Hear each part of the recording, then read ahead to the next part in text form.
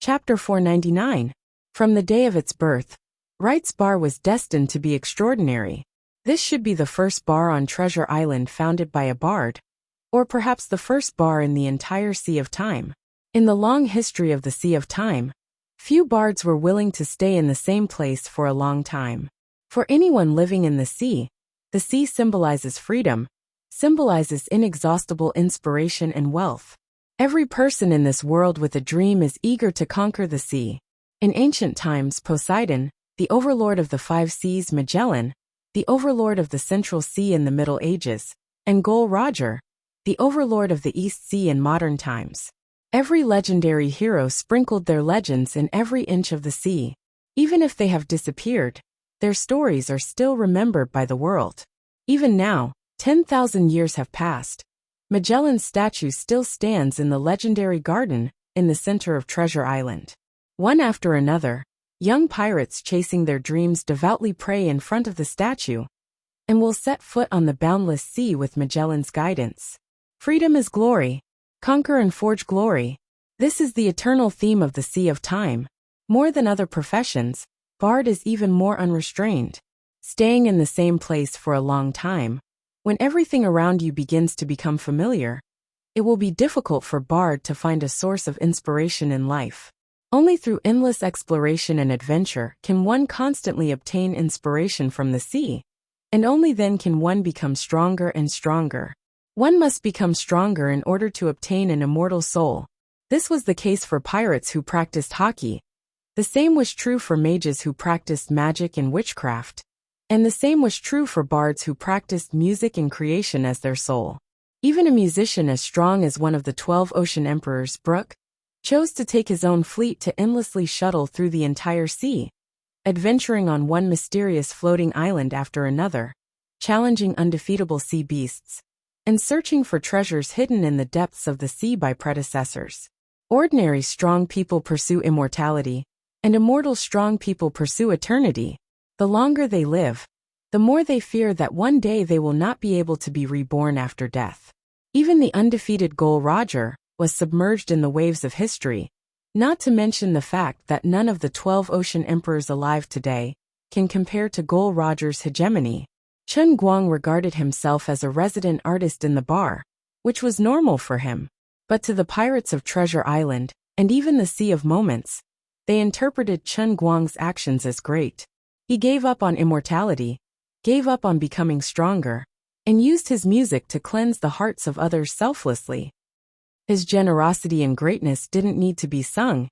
It would accompany the ceaseless flow of the seawater and sprinkle over every corner of the Sea of Moments.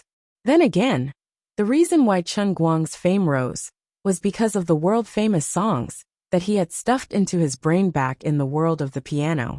No matter how hard a poor bard played, it would only be annoying noise. But Mr. Wright was different.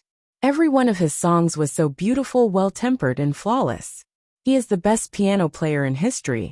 First, his musical attainment basically stopped at the level of a player. He could only play, not create. It was impossible for him to casually create a beautiful melody on the spot like Beethoven and Mozart. Secondly, his performance was not only accurate, it was not machine-like, but it was better than machine-like. In terms of intonation, perhaps only the intonation of the original composer, when he played the whole song for the first time, could be exactly the same as his level of cheating through the world in a cup. Third, as a player with a large capacity that would never crash, his storage was abnormal. As long as it was recorded in human history, there was no song that he didn't know, and there was no song that he didn't know. If you asked him to recite the names of the songs one by one, perhaps he wouldn't be able to remember them. But if you asked him to play it, he would have it at his fingertips. The notes and melody didn't need to be memorized at all. It had become an instinct that was engraved in his genes. How much change could a bar bring to the entire Treasure Island? Before Chen Guang appeared, no one would consider this question. However, a year later, when someone suddenly looked back, they realized that the layout of the entire Treasure Island had unknowingly changed. Although Treasure Island was a circulation island famous for trading, most of the pirate forces, or representatives of the aristocratic families of Middle-earth, who were in power on the island lived in the central area of the floating island. Starting from the wealthy area and the aristocratic area in the center, it was the large trading area, the slum area, the flea market area, and even the dock area for unloading and loading goods. Wright's Bar was located at the intersection of the slum area and the flea market area on the west side of the island. In this short period of a year, whether it was the representatives of the aristocrats or the people in charge of the pirate forces, they had unknowingly moved their residences near Wright's Bar. In particular, the two small buildings near Wright's Bar had been inflated to sky-high prices. One of them was bought by a representative of the top 50 strong forces in the Sea of Moments, and the other was bought by the son of a duke in Middle-earth. It was said that the duke had already set off for Treasure Island and would arrive in 2 years. This meant that Wright's Bar had forcibly changed the urban structure of Treasure Island, turning this West City district into a wealthy area. Regarding this change, although Chen Guang was not very willing, it did not affect him too much, so he just let it be. During this year, he did not even take the initiative to recruit anyone, but his Wright's Bar grew rapidly and irresistibly. After the first month, his bar was guarded by 3 undying rank powerhouses, including Buldev, and no one tried to make trouble in his bar. Buldev became his first undying rank follower. A year later, the undying rank powerhouse who had only mastered observation hockey could only work as a waiter in his bar. There was once a pirate leader who boasted of being one of the top 100 pirate groups in the Sea of Moments and tried to kidnap Chen Guang. As a result, before he could get close, he was knocked down to the ground by an undying rank powerhouse, wearing a modern bar security uniform, designed by Chen Guang according to his memory, and sent him to reincarnation. In addition, there were no less than 10 bards who were highly respected in the outside world, who came to his bar to be apprentices. Chen Guang did not have much music theory to teach, so he simply taught this group of people how to use a staff, and then gave each of them a piece of music score. Now, of these 10 bards, 3 were part-time bartenders, 3 were helping to cut vegetables in the kitchen, and the other 4 who learned better were allowed to play on stage when Chen Guang was lazy and spread the glory of their mentor, Mr. Wright. About 11 months ago, Chen Guang had found a way to find someone to send out a message. There were 2 letters, one to Annie and the other to Lung Qin. However, the Sea of Moments was too big, and now that a year had passed, he did not know if the 2 had received it. Old Bob's beauty contest plan had never stopped, but his aesthetic sense seemed to be incurable. Chen Guang also had a crooked idea at first. Since old Bob could not be counted on, he planned to find some sweetness himself. Although there were almost only blonde European girls on Treasure Island, it was not that there was no one who met his aesthetic sense, and the other party seemed to be very interested. Finally, he was about to succeed. However, just as he gritted his teeth and was about to go into battle, because he was too excited, he tripped on his feet and could not step on the bed. Instead, he slipped and fell to the ground. At that time, it was not easy for him to carefully select and search the entire Treasure Island for girls of the right age. Finally, he found a pure virgin girl whose appearance met his aesthetic standards. She climbed down from the bed in a panic and was about to help him onto the bed, but in the end, she saw the shocking hole on the iron floor. The size and thickness of the hole were exactly the same as his mortal weapon. Coupled with the flying sawdust that resembled a disaster scene, Bob, who was eating mashed potatoes downstairs, cursed through the circular hole.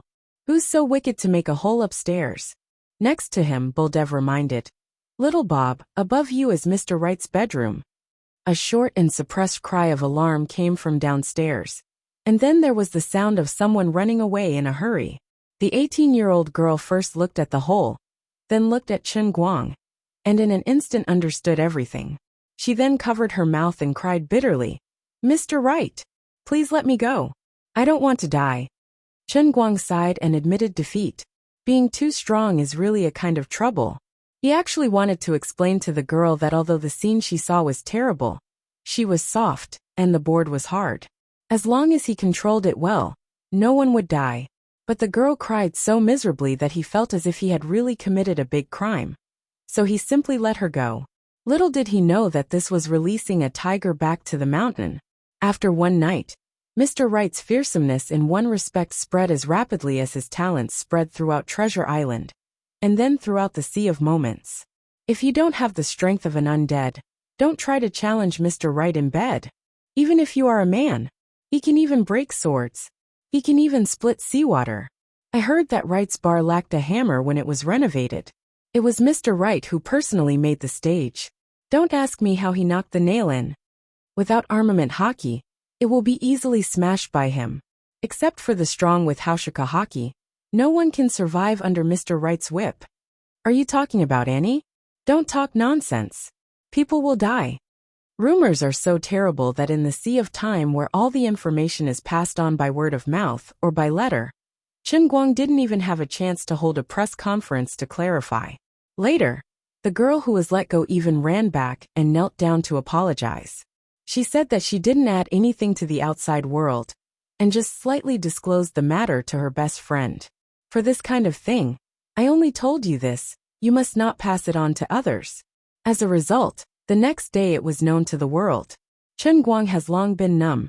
He didn't blame the girl much, and he just accepted his bad luck. Although his brother is now famous, and he is known as the Light of Treasure Island, after all, he is a good man who is not willing to force others. Yes, this is called not forgetting the original intention. Isn't it just a woman with Haushika hockey? Annie, come on. So in such a horse wailing waiting, he has been in the Sea of Time for a year. Today may be just an ordinary day for others, but for Chen Guang, it is particularly memorable.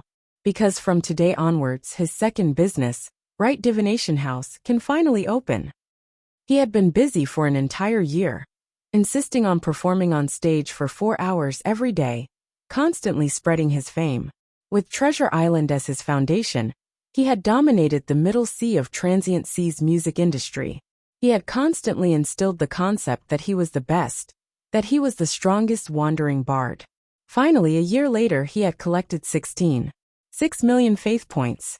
He locked himself in the office, first took a bath, fasted and prayed, then began to work on the light screen. Come on.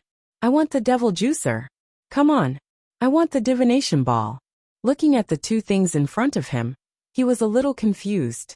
Then the question is, why does the devil juice juicer, a specialty of the Sea of Time, look so familiar? It even came with a packaging. There is even an advertising slogan on the packaging. 9 Suns Juicer, fresh every drop. Damn it. Also, the divination ball in my memory isn't like this. It should be a crystal ball the size of a palm. Why is there a monocular in front of me? There is also a packaging. Be careful. Damn it to the quadratic power. Just as he was in a daze, Bob pushed open the door and entered. Mr. Wright. Not good. Brooks' fleet is on the way to Treasure Island, and will arrive tomorrow. I heard that he is here to challenge you. He has a lot of opinions about you, often proclaiming that you are the #1 bard of the Sea of Time. Chen Guang slapped the seat and stood up. Damn it to the quadratic power. The bard Wright's boastful words somehow reached the ears of the musician Brooke. In fact, Chen Guang already knew that his arrogance was likely to arouse the dissatisfaction of some of his peers. But after personally listening to his music, most of the bards near Treasure Island chose to worship him on the spot. A small number chose to set sail, and most of them chose to stay on Treasure Island and become his fans after being rejected on the spot. Perhaps later on, the super strong bard standing at the top of the Sea of Time would dare to challenge His Majesty. The musician Brooke is one of the best. Mr. Wright, do we need to run? Old Bob asked. Chen Guang stared. Why should we run? If he wants to challenge me, then come. Do you think I will lose? Bob was shocked. Mr. Wright, can you win? Bob, do you know what I admire most about you? Chen Guang restrained his anger and said with a fake smile. Bob said without hesitation. Sir, you must think that I am smart and can always solve problems for you. Chen Guang shook his head. No. If I met a pig when I first came to Treasure Island, then the current deputy general manager of Wright's Bar would be a pig. Oh sir, it really hurts me to say that, but I am still your most loyal servant. Old Bob turned around and walked out, carrying a big bag on his back. It turned out that this guy had already packed up his belongings before coming in to inform Brooke. Bob, you're back. Chen Guang waved. Leave your bag with me. Then go out and prepare to spread the news. Tell others that I accept Brooke's challenge. Bob made a bitter face. Sir, this is just the clothes I just ordered for you. Chen Guang said. Your clothes can emit golden light. Chapter 500. After driving away the idiot Bob, Chen Guang was alone in the room, carefully checking his faith value. He had been running the right bar for a whole year. In the beginning, his faith value skyrocketed. Almost every day after his performance, his faith value would increase by 1,000 to 3,000 points. But now a whole year had passed. Although there were people coming and going on Treasure Island, and there were people arriving and leaving every day, the growth of his faith value had inevitably stagnated. Just by listening to the pirates who had listened to his performance, others would forget it after hearing it. It was difficult to gain unforgettable recognition and generate new faith value. Therefore, he felt that he now lacked an effective way to spread his music. He only hated himself for not being a technological geek. Otherwise, he would have developed a phonograph to make records.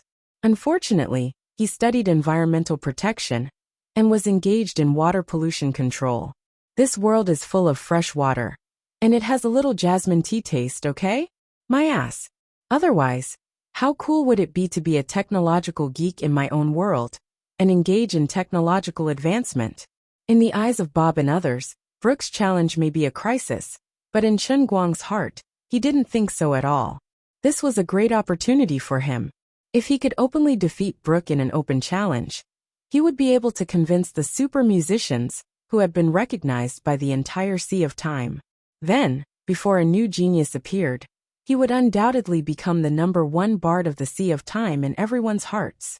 Those who had only heard of his name, but had never seen his skills, might be able to send him a little faith value. As for how to challenge his piano skills, Chen Guang, who had been a pianist for countless years with the identity of 1900, said that there was no pressure.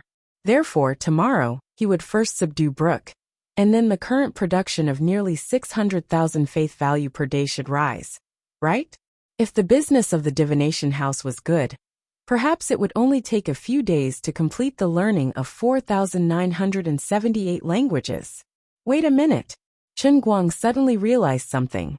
What he had to face was not only the common English, French, German, Japanese, Korean, and Spanish on Earth, but also the various indigenous languages that were about to be lost. At least in the case of Treasure Island, where he was now, he had asked old Bob to do a census of the people who came and went. So far, there were hundreds of pirates who had appeared on Treasure Island, and perhaps there were more than 100 corresponding languages. However, the official language of the instantaneous sea was still English.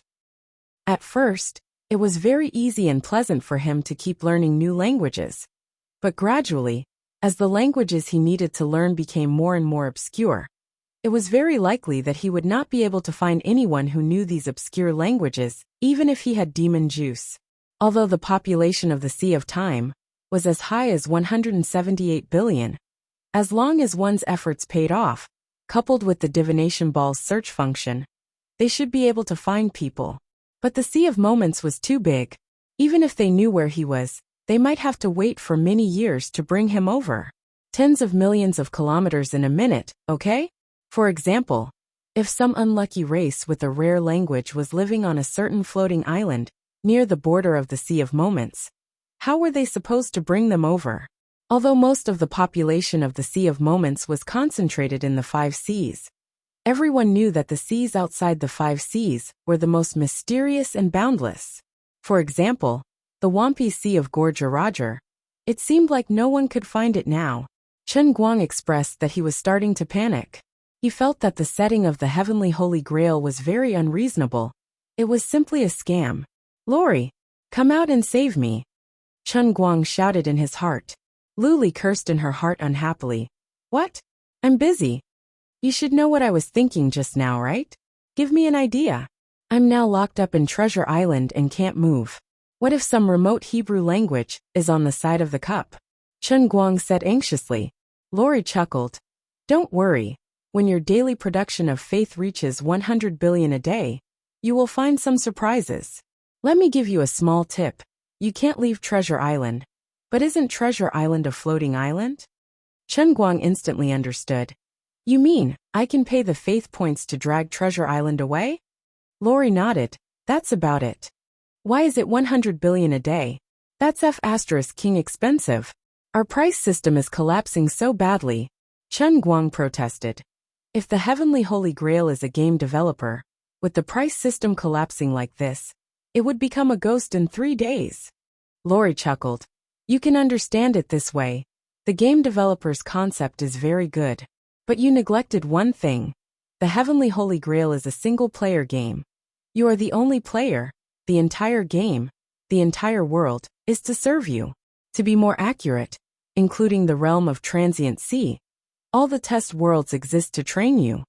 Even if the Transient Sea has already become its own world and self-proclaimed system, when you enter, the Heavenly Holy Grail will still make slight adjustments to certain things under the precondition that the realm of Transient Sea is stable, to ensure that your training and tests are in line with the Heavenly Holy Grail's original intentions. This way, don't you feel that you have a special sense of existence, that you are especially respected? Otherwise, how can there be such an easy thing in this world, that you can get something without paying? Chen Guang fiercely slammed the table. Your family's slight adjustments go from tens of thousands to hundreds of billions. Which idiot designed this Heavenly Holy Grail? Is there a hole in his brain? Such an indecent endless God world's 10 great God equipment. It's simply degrading. Lori, he well scolded. I really want to curse that bastard to death. Chen Guang laid on the chair and pretended to be a zombie. Seeing his face that was filled with nothing to live for, truly pitiful, Lori showed a rare kindness. All right, don't complain. There are some words that I don't want to say to you too clearly, but you have to understand it yourself. Letting you stay in the Transient Sea for a long time is something that the Heavenly Holy Grail deduced, after precise calculations that it must do. Don't you feel that as the wielder of a supreme God equipment, as the savior of this empress, your temperament is too weak? Letting you experience the various states of the world here, experiencing life, this is the Holy Grail's test for you, and also a form of nurturing. In the past, it would seal your heart every time, making you waste away your time. This time, when you return to the Transient Sea, it is a chance for you to transform yourself, to be reborn. Chen Guang waved his hand helplessly. I understand the logic, but this matter is too deliberate. It's very stupid, all right? Not letting you stay for 62,000 years is already a great kindness. Accept your fate. Don't look for me for help, because this is something that even I can't decide. Remember, in your long life, how to see through the mysteries without forgetting your original intention. This is especially important for you. You have to understand, the Transient Sea is only one of the 3,000 worlds. Right now you are only facing the test of the one line of heavens. The days are still long. Chen Guang didn't want to talk to Lori anymore, and threw a lump of snot at her. Outside, there was also a fellow who had nothing to live for. Seeing Bob come out with a bitter face, Boldev came over and asked, Little Bob, what is Mr. Wright's attitude? Are we going to start a war with Mr. Brooke? I have just talked with many experts on the island, although everyone is willing to pledge their lives to follow Sir. But even if we join forces, we still can't resist Sir Brooke. The power of the Sea Emperor is too strong. It's not something we can imagine. Bob glanced at Boldev. He stared affectionately at this bearded brother. After a long time he softly said, Boldev, after I die, can I be buried together with you? Boldev stared at him. Has the situation become so serious? Bob shook his head. Oh no, I was just thinking, if I can stay in the same grave as the immortal strong, maybe when you resurrect, you will remember to take my soul with you, so that we will be twin brothers in our next life. At that time, you must remember to let our parents name me Bob, and tell me the story of my life from an early age. Boldev, I am very reluctant to part with you if possible. Please don't let my soul dissipate like dew in the morning under the sun. Boldev. Well, if you also have a soul, I will try my best, but it is also possible that we will be twins. Bob. It is also possible that we will be deformed with 2 heads. so that we can learn the cannibal magic that requires two heads to chant at the same time. The Light of Treasure Island, Wright, had announced that he had accepted the musician Brooks' challenge. This earth-shattering news swept through the entire Treasure Island in a flash. Under the feet of the seagulls and geese, it quickly spread to every corner of the Central Sea. This incident happened so suddenly that it caught everyone off guard. A year ago, Sir Brooke was still on the periphery of the South Sea, looking for the location of the Sea of Music and Murex Sea. No one knew what kind of powerful magic he used to make his ship cross nearly 10 million kilometers in just 1 year to arrive at Treasure Island. In the understanding of many people, even at this time, Brooke should not have heard of the name of Wright. Chen Guang himself was also pondering over this matter. He felt that perhaps Brooke had some means of spreading information that he did not know of. Silver Sparrow sighting. Since the other side issued the challenge first, of course, he had to add some stakes to make it interesting, otherwise, he would be putting himself too low. On his side, he intended to write 10 pieces of music as stakes. As for Brooke, Chen Guang's territory could be considered, so he first put out the music pieces and let the other side see the dish on the plate. After all, for Chen Guang, the music pieces were worthless, but for the genuine bard Brooke, who pursued the highest realm of art, it was a priceless treasure. This is called cross-border business, or smuggling for short. Huge profits need not be explained. At this time, above the distant East Sea, Brooke put down the colorful shell in his hand and fell into contemplation. After a long time, this skinny as a match, wearing a huge curly-brimmed hat, the #1 bard of the Sea of Time sighed softly, but did not speak. Next to him, a young man dressed in aristocratic clothing slightly bowed. Sir Brooke, this subordinate thinks that with your status, challenging a bard who has just become famous for less than a year, it is detrimental to your dignity. I think his wording is inappropriate, and he has the intention of humiliating you. Brooke turned his head to look at the young man. Watson, you don't understand. A bard is different from an ordinary pirate who cultivates hockey. The higher a bard stands, the less he can see the direction of the future, unable to find the goal of cultivation. I have been stuck in this realm for 2,000 years, dying and coming back to life again and again, causing my memory to gradually blur. If I can't go further, perhaps the next time I sleep, I will disappear forever. Watson's mood became agitated. No. Impossible. Mr. Brooke, you are the greatest bard. How could you disappear? Brooke was somewhat disappointed and frustrated. Young Watson, do you know who my captain is? What? Sir Brooke, you also have a captain? It was obviously the first time that Watson heard this secret. Brooke nodded. Yes, my captain is the only great overlord of the sea who has defeated the central government. He is the only pirate king recognized by everyone after Gol Roger. His name is Luffy. What? Sir Brooke, you are actually a crew member of that ship.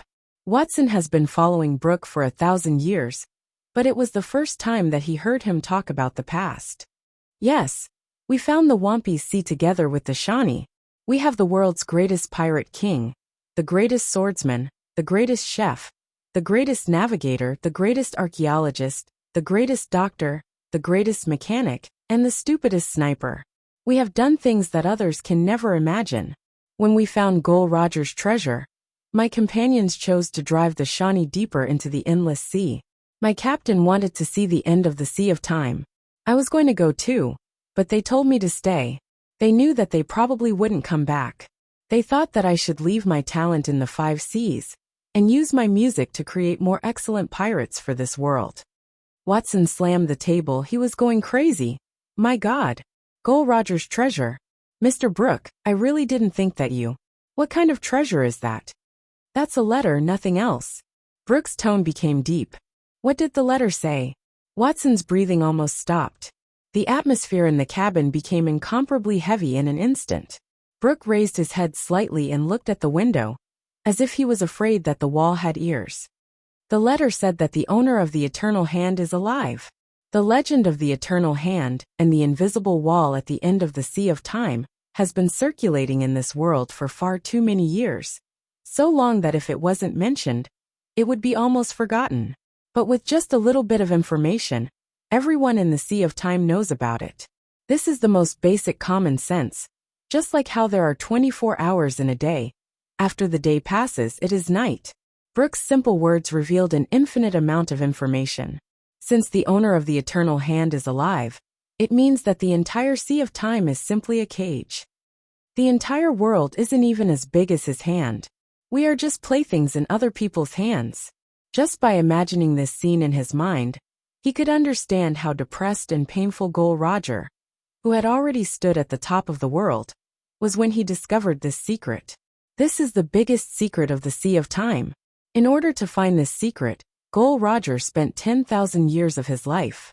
In hundreds of reincarnations, he traveled through the 5 seas, went through countless difficulties and dangers, went deep into the sea, defeated one sea emperor-level monster after another, explored one mysterious ruin after another, tore open the deep sea with his formidable strength, went down to the bottom of the sea, and communicated with the merfolk on those huge seabed continents that made people despair. He walked step by step on the footprints left by the great sages like Poseidon and Magellan, and then used his unparalleled knowledge and wisdom to decipher the mystery and deduce this conclusion that he didn't dare to believe, but had no choice but to believe. Discovering this secret turned the great overlord of the sea into a decadent old man. He didn't even dare to say it. He didn't dare to let his crew know even the slightest bit. He only dared to write it in a letter and bury it in the deep sea. Even if he lost the love and respect of his crew, he didn't care. Because he knew that if he simply said it, it would only make people think that he was a stupid madman. Therefore, before he died, he told a big lie, telling people that his treasure was hidden in the Sea of 10,000 Peaks, making the younger generation crazy, and setting off the great pirate era. Only treasures obtained after risking everything will be cherished. Only this kind of words will be believed. In the end, Gol Roger suddenly lost the right to be immortal, because he had almost seen through the true secrets of the realm of the transient sea. He even wanted to reveal the secrets to the public, so he was punished by the realm of the transient sea, and his immortal soul was taken away. No, impossible. Even if these words came from the mouth of his most respected Mr. Brooke, Watson still felt it was hard to believe. Brooke smiled. See, even if I say it, Watson, you still doubt it. We were also like this. Even if this letter was left by Mr. Gol Roger, it still made us lose our minds for many years. So Captain Luffy and the others chose to continue to the deep sea, even if they knew they couldn't come back.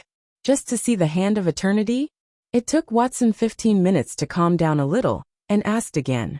Brooke nodded. Yes. Therefore I must challenge, right? I have waited for such an opponent for thousands of years, and I can't hold on any longer.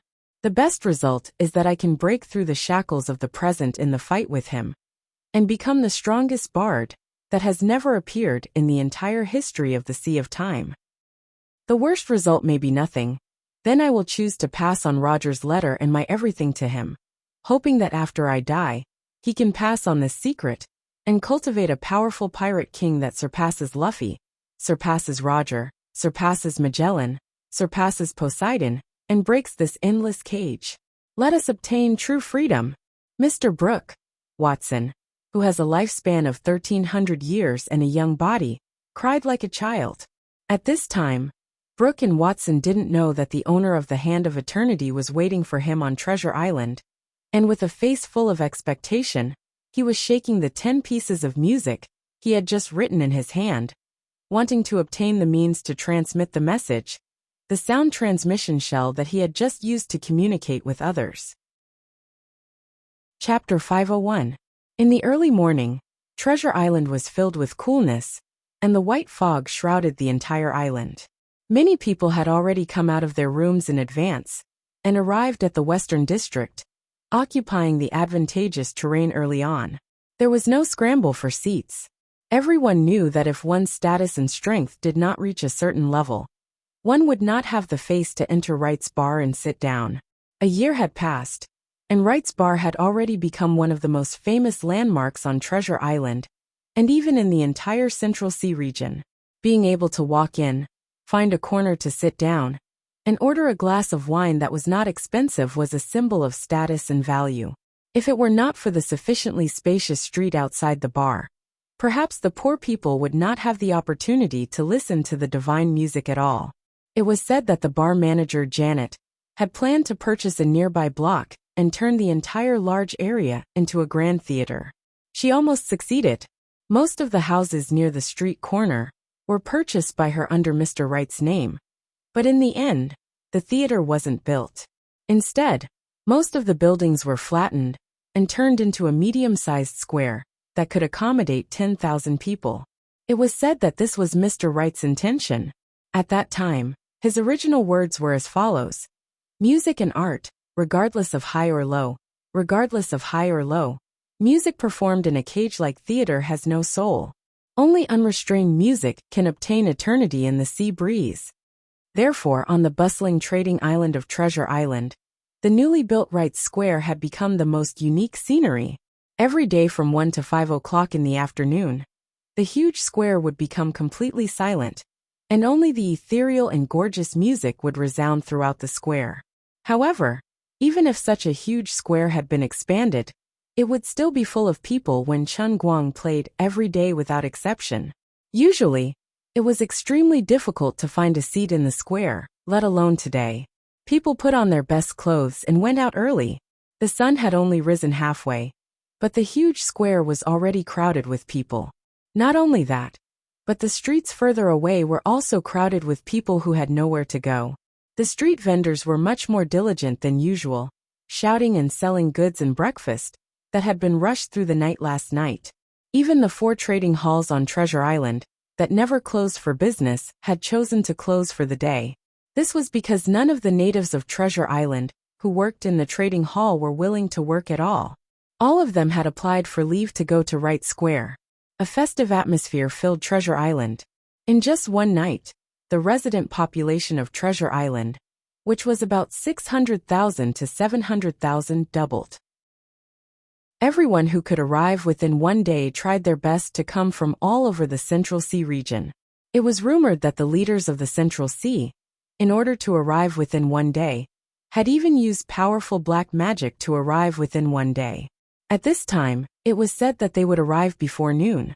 In addition to the 3 captains who were originally on Treasure Island, among the top 100 pirate forces in the Sea of Moments, 7 more had rushed over overnight, and the leaders of 8 other forces were on the way. Without exception, in order to rush over as quickly as possible, they had all paid a heavy price, just to witness with their own eyes the contest between musician Brooke, one of the 12 Sea Emperors, and Wright. The competition between bards was actually not uncommon. Unlike the fierce competition between pirates, the competition between bards was mainly focused on performance skills or poetry creation. Basically, no lives would be lost in the competition. On the contrary, they could gain new insights through mutual exchanges and collisions. This was also one of the ways that bards in the transient sea, who were close in level to improve themselves. It was just that from the very beginning, when Chen Guang appeared on Treasure Island, he appeared to be too strong. So much so that no matter how envious, jealous, or hateful they were, they dared not challenge him lightly. On the contrary, most of them came to learn from him. Originally, these people did not have any hope of becoming his disciple. After all, there had never been a bard who was generous enough to pass on his skills. Moreover, how could the bard's skills be passed on? Even if they remembered the sequence of all the keys, they could not remember the rhythm between each note. It was not until 10 of them had successfully become Chen Guang's disciples that they saw a musical score for the first time. At that time, Chen Guang also expressed his astonishment. He had a dumbfounded look on his face and was puzzled. The transient sea had tens of thousands of years of history, so why couldn't they even invent a musical score? But later on, he also understood that in a sense, before he came here for the first time, the entire transient sea did not exist. Its previous history was a fictional reality created by the Cup Realm when it created the world. To Chen Guang, the history of the transient sea was fictional, but to the people of the transient sea, it was real. It was actually very simple to explain why they did not have a musical score. It was because Chen Guang did not understand this thing at all. He did not have this concept in his mind at all. He had forgotten about it when the heavenly Holy Grail was creating the world. Sometimes being carefree was a very happy thing. At this time, no matter how excited the people outside were, Chen Guang himself was sleeping soundly. After making the first cup of devil juice last night, he did not stay idle. He spent the whole night training 2 of his 10 disciples, Shauna and Celalin. The scene at that time was like this. Teacher, why can't I wear clothes when I play the piano? You can wear clothes when you play outside. But when you study with me, every inch of your skin must be exposed to the air. This way, every pore of your body is breathing, and you will be able to experience the artistic aura emitted by your teacher's body. Yes, teacher. But why do David and the others wear clothes when studying with you? Because their realm is too low, so they temporarily cannot experience my precious artistic aura. Shauna, when you play, spread your legs a little wider, use your strength to breathe, use your heart to feel. That's right, that's it. Teacher, your pants are torn. It's okay. I also need to breathe. Teacher, the piano collapsed. It's okay, buy a new one tomorrow. Crack. Teacher, my elbow is broken. This time something happened. After a moment of chaos, Chen Guang and Celalin carried the accidentally injured Shauna back to the room. Chen Guang said, Actually, when I was teaching, I accidentally touched her elbow. I really didn't mean it. If he had a choice, he would rather all of his disciples be beauties. Unfortunately, his heart was higher than the sky, and his life was thinner than paper. After so many choices, he could only find these 2 girls. Shauna's appearance was pure, and she was 70 to 80% similar to the Hollywood star Emma Watson in his memory. Celalin was more charming, and she looked very much like Scarlett Johansson. As for how talented these 2 were in the piano, Chen Guang said that he had no idea. His own music theory was 0, so he had no right to evaluate other people's talent. The reason he chose them as his disciples was very simple. Appearance was justice. As for the other 8 male disciples, Chen Guang felt that he could not only accept female disciples, otherwise it would be too obvious and damage his image.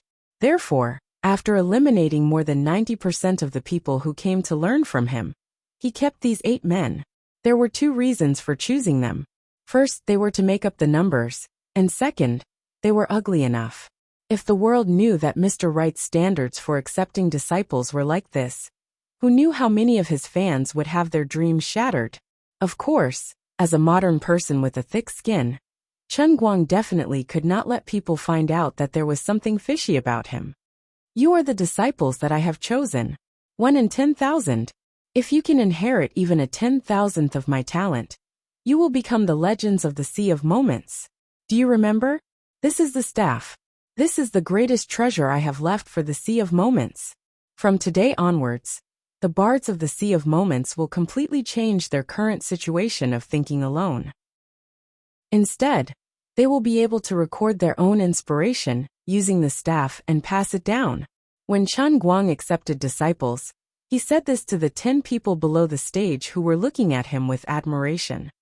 I am satisfied with your talent, but you must remember, only those with the most sincere hearts can become the greatest bards. Therefore, I absolutely forbid the love between apprentices. Once discovered, they will be expelled immediately. The 10 people looked at him with even more admiration. If you want to understand the true meaning of art through love, you can only love me. The eyes of the 10 people seemed to have stars. What a great teacher. Don't look at me like that.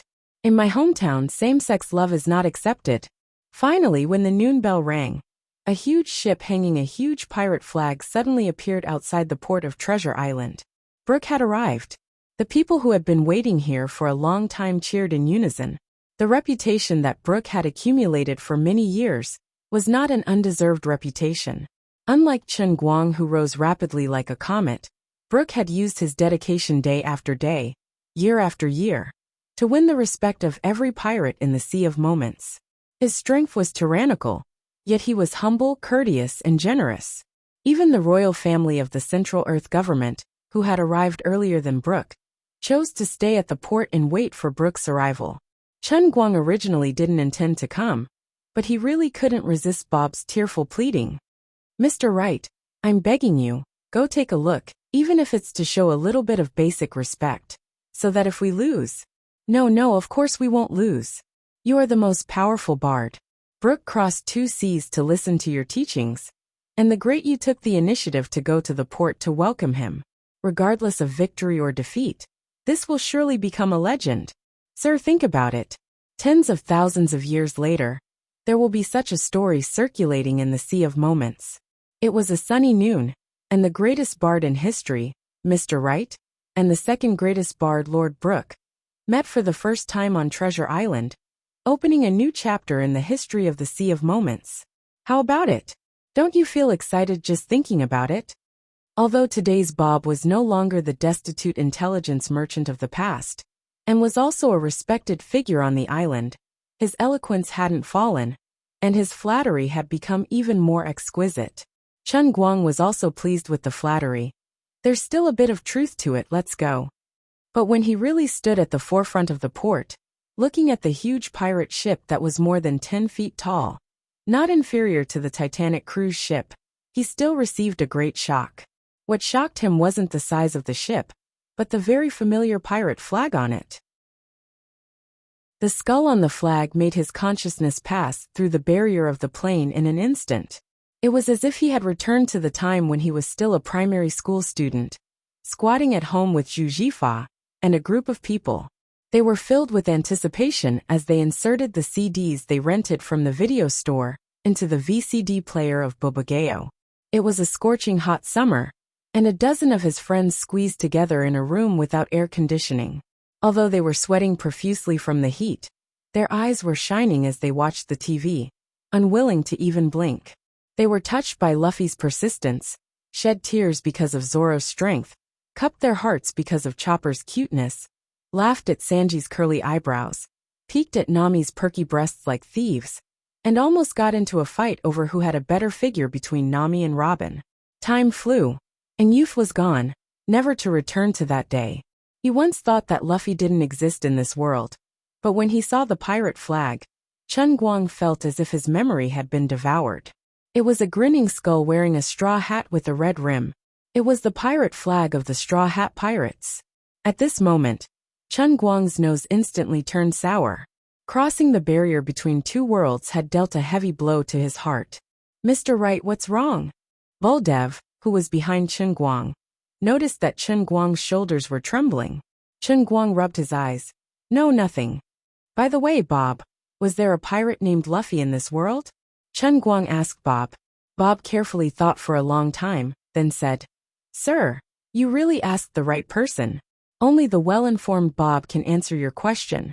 Nearly 2,000 years ago, there was indeed such a great pirate group. If they hadn't suddenly disappeared, Captain Luffy might have become the greatest king of the sea after Gol Roger. But the sea is forgetful. Although Luffy was powerful, he disappeared too abruptly and didn't leave any treasures behind. No one sang praises of his glory, so he was gradually forgotten. But the older generation of Neptune all know of him. Can his body grow longer? Is he a rubber man? Did he eat rubber fruits? Even though he knew it was impossible, Chun Guang still couldn't help but ask. Rubber fruits? What's that? Nothing, pretend I didn't ask. Finally, the giant ship stopped completely, and a small boat was put down from the side of the giant ship. It had no sails, but it moved quickly on the sea like a water snake. A hearty laugh came from the boat far away. Oh ha ha! I finally meet you, Mr. Wright. A tall but thin figure suddenly appeared in front of Chun Guang. Chun Guang looked up at the man. His eyes were deep, his eyes were almost invisible, his cheekbones were high, and there was almost no flesh. He was so thin that only a bag of skin was left. Skeleton Brook? Where did Luffy go? Chun Guang blurted out. Musician Brook's smiling face froze in an instant, and an invisible momentum emerged from him. The sea behind him shook fiercely, and a pit of hundreds of feet deep and hundreds of feet in diameter suddenly appeared. His Poseidon-class Haushika Haki was out of control. Chapter 502. With Brook's sudden loss of control, it was as if the entire treasure island had been hit and trembled slightly. He has been in the Sea of Time for a whole year. The most powerful pirate that Chun Guang has seen is only a captain in the top 50 with armament hockey. This is the first time that he has encountered a Sea Emperor-level powerhouse. The earth under his feet trembled, but it was only a slight leakage of Brooke's power. "Mr. Wright, you are really funny." Brooke was silent, and Watson, who was next to him, quickly came forward to ease the atmosphere. Chen Guang is 100% sure that his judgment is not wrong, but this skeleton Brooke is deliberately concealing his identity. Perhaps he has other considerations, so he pretended that he didn't mention anything and put a smile on his face again. "I, Wright, on behalf of Treasure Island, welcome the arrival of musician Mr. Brooke." Mr. Wright is really polite. Brooke seemed to have recovered, and his skeletal face showed an ugly smile, but it gave people a sense of goodwill. The royal families from the central continent then led their teams to greet Wright Square. After a brief greeting, the group of people, surrounded by the entire Treasure Island people, walked towards Wright Square. Along the way, Brooke was quiet and thoughtful, and Chen Guang was no better than him. But when the two arrived at the square and saw the piano placed in the middle of the square, Brooke's eyes bloomed. Chen Guang turned around and motioned for Brooke to go up first. "Mr. Brooke, please." Brooke was a little excited. "I remember the last time I came to Treasure Island. It was still a messy slum, but now such a beautiful square has been built. I think this must be the credit of Mr. Wright. Everyone, I just learned that this square is called Wright Square. So I, Brooke, propose to build a statue of Mr. Wright in the middle of the square. How about it?" No one thought that before the contest between the two sides had even begun, Brooke had already put forward such a proposal. In the sea of time, statues have a very special meaning. So far, only a few people have left statues for people to admire, even including the statue of Gol Roger suffering on the execution platform. Although Chen Guang was quite accomplished now, no one had mentioned the matter of the statue, because no one had enough weight to speak up. But if these words were spoken by Brooke, one of the 12 strongest Sea Emperors, then the concept would be different. Brooke's action made the two sides pay respect to Chen Guang before the fight even began. Chen Guang himself felt it the most. Following Brooke's words, his faith value actually soared by thousands. This proved that at least thousands of people present were influenced by Brooke's words and recognized his level in their hearts. He had worked himself to death for 4 hours to be able to influence so many faith points, but Brooke only needed to say a few words. Just as he was about to be modest, Bob suddenly jumped out from the side. "Worthy of being Mr. Brooke. All my life, I, little Bob, have only admired my master, Mr. Wright. Now at last I see you, who are as great as Mr. Wright in my heart. For my master to be recognized by Mr. Brooke, my little Bob's life is worth it." After saying that, this guy actually began to wipe his tears. Not knowing why, Chen Guang felt that he was crying tears of joy. He definitely felt glad that even if he lost, he didn't have to fight to the death. "This is too shameful." Chen Guang calmly waved his hand.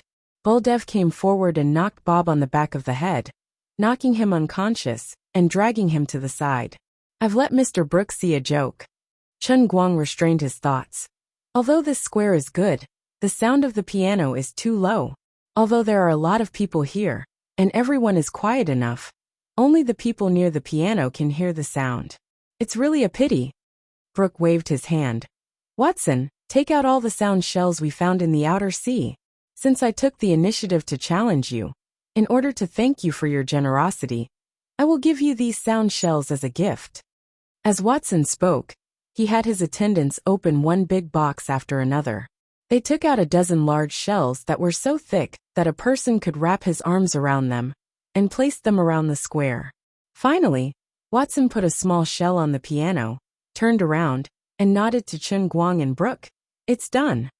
Brooke was about to explain, but Chen Guang raised his hand. Of course, he knew that this thing was called a sound shell. He was ecstatic. He had been worrying about how to spread his music. How come he didn't think that since the world of the Sea of Moment was taken from One Piece and Pirates of the Caribbean, then it was reasonable to have those colorful shells. It's just that no one had discovered it before. But for him, this was not a problem at all. He was a man with a divination ball. In the Sea of Moment, there was nothing he couldn't find. Although he couldn't leave sooner or later, he could use his influence to let others get it. So shall we start? Chen Guang asked. Brooke nodded. Since I am the challenger, then let me go first. Chen Guang declined to comment. So far, the bards he had met in the Sea of Moment, although they may have some talent, but no one could compare with him. As a player with the entire music library of all the piano artists on Earth, he was too much of a bully. Brooke's fingers were slender and slender.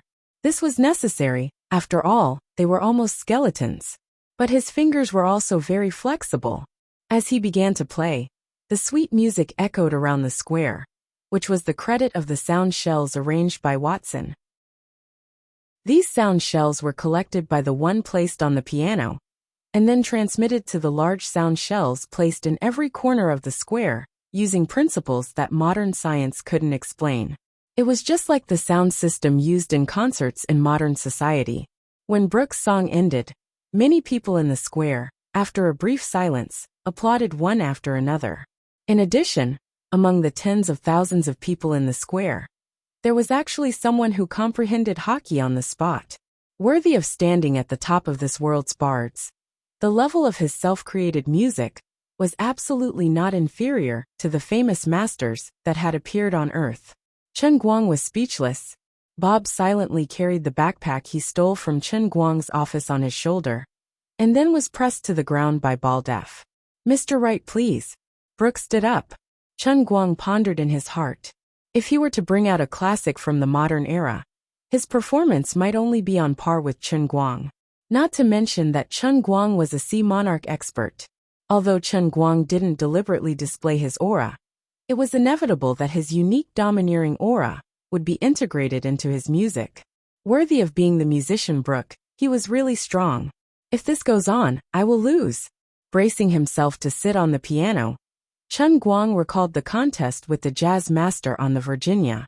His mind flashed, and he finally thought of an unconventional method. Although you are very powerful, but I, your brother, am a cheat. He first turned his head to the side, and apologetically smiled at Brooke, and then said, I'm sorry. Immediately, he began to play. In the blink of an eye, the audience was in an uproar, because the music he played was exactly the same as what Brooke had just played. A perfect copy, without any deviation, simply so accurate that it made people feel horrified. The bards of the instantaneous sea, in addition to the 10 songs taught by Chen Guang, all the other songs were their own original compositions. They combined all of their own understanding of art to form a complete song, but they couldn't teach it to others. Now, Brooke had just played a song, and Chen Guang completely copied it.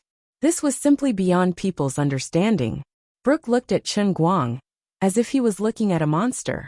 When the long song finally ended, he couldn't help but ask, This? Why is this? Chen Guang didn't explain to him, just smiled and stood up, gesturing him to continue, with an unfathomable look on his face. Although there was no music score, as a player, as a cheat who could cheat by relying on his faith, he only needed to pay tens of thousands of faith points to play back the song that Brooke had just played in his mind. Then, following the sound in his mind, he played it mechanically, as if he was playing against a music score. Although his performance was only similar, it lacked the soul of hockey bestowed by Brooke, and couldn't make people advance to hockey on the spot. But as long as the sound was exactly the same, it was scary enough. Bellucci refused to believe it, and once again played another of his own tunes. Chen Guang did the same. After going back and forth 9 times, Brooke finally put down his hands. I lost. Chen Guang wasn't in a hurry to let him admit defeat. He still didn't stand up from the piano, but waved his hand and said, Mr. Brooke, I have my own song here. It won't be too late for you to admit defeat after you listen to it. Immediately, Chen Guang picked up the small sound shell in front of him, which was responsible for collecting music, and loudly said, Everyone listen. People below the undead level, immediately leave here. Go to a place where you can't hear the sound. This song will kill all of you. The huge square was in an uproar. On Earth there was such a song. Its name was Black Sunday, also known as Melancholy Sunday. It was composed by a self-taught Hungarian musician, Roland Charles. In terms of artistic achievements, He was not very high, but he left behind this strange piece of music. According to rumors, countless people chose to commit suicide after listening to the original version of this song. Of course, in modern society, many different versions of Black Sunday could be searched on the internet, but almost no one would do anything irrational after listening to such a song. Many people thought that in the early days of the previous world, when information was not developed, some people overinterpreted this song, exaggerated its magic, and just looked for a gimmick to increase the sales of the record. But there was another theory, that the real original version was destroyed as early as 1945 because it was too dark and had a very bad influence. Now that everyone can hear is not the original version, of course, it can't show the true magic of this song. This statement has a certain accuracy. However, in fact, the original vinyl record of this song sold tens of millions of copies around the world. So how could it be completely destroyed? In addition, the so-called music score was in the author's tomb and in a university in the United States. But this is mostly false and can't be confirmed. However, Chen Guang can tell others with certainty that whether it is the original vinyl record or the so-called music score, they are not the real original song. The real original song was played by the original author Rurence Charles. On that desperate Sunday, after he had just broken up with his girlfriend, he had a burst of inspiration. He sat alone in front of the piano and played this 47-minute-long song for the first time. This is the real original version. Even the music scores that Rurence Charles wrote later on had changed quite a bit compared to the inspiration that he had at the beginning. Even the officially released music scores were just one-sided and far-fetched memories. They only had the form, but they did not have a real soul. Even Rurence Charles himself couldn't play anymore, let alone others. But Chen Guang can. At this time, what Chen Guang is going to play is the inspiration that Rurence Charles captured for the first time when he wrote this song. This was the most monstrous aspect of Chen Guang's music player. As long as it existed in the past, he could perform it, even if it is a lost song in a sense. In addition, the realm of transient sea is obviously different from the real world. Playing the song here will conform to some unique rules of the transient sea. The wandering poets and their music in the realm of transient sea have a layer of magic that modern science can't explain. It can even help people to improve their understanding of hockey. Therefore, Chen Guang himself is not sure what kind of effect this forbidden song will have on the people in the transient sea. Right now he doesn't want to become a butcher, he just wants to be famous. Letting the undying rank and above experts stay is also because Chen Guang speculates that only people who have reached this level can withstand the impact of the song. But how can these ordinary people be willing to leave? This is an unprecedented showdown between the two peak wandering poets in history. Everyone is hesitant and unwilling to leave. Brooke looked at Chen Guang's serious expression. Lord Wright, are you serious? Brooke has already admitted defeat in his heart. His speech and expression are also quite respectful. Chen Guang nodded. Of course, this song is beyond your imagination. Immediately, Chen Guang turned to Bob and the others behind him and said, Bob, Janet, Shauna, Celine, you all also leave here. Bob said, Lord, actually I have a good suggestion. Say it. Chen Guang's expression became more and more dignified. In any case, aren't there at most 100 or 200 undying rank experts here?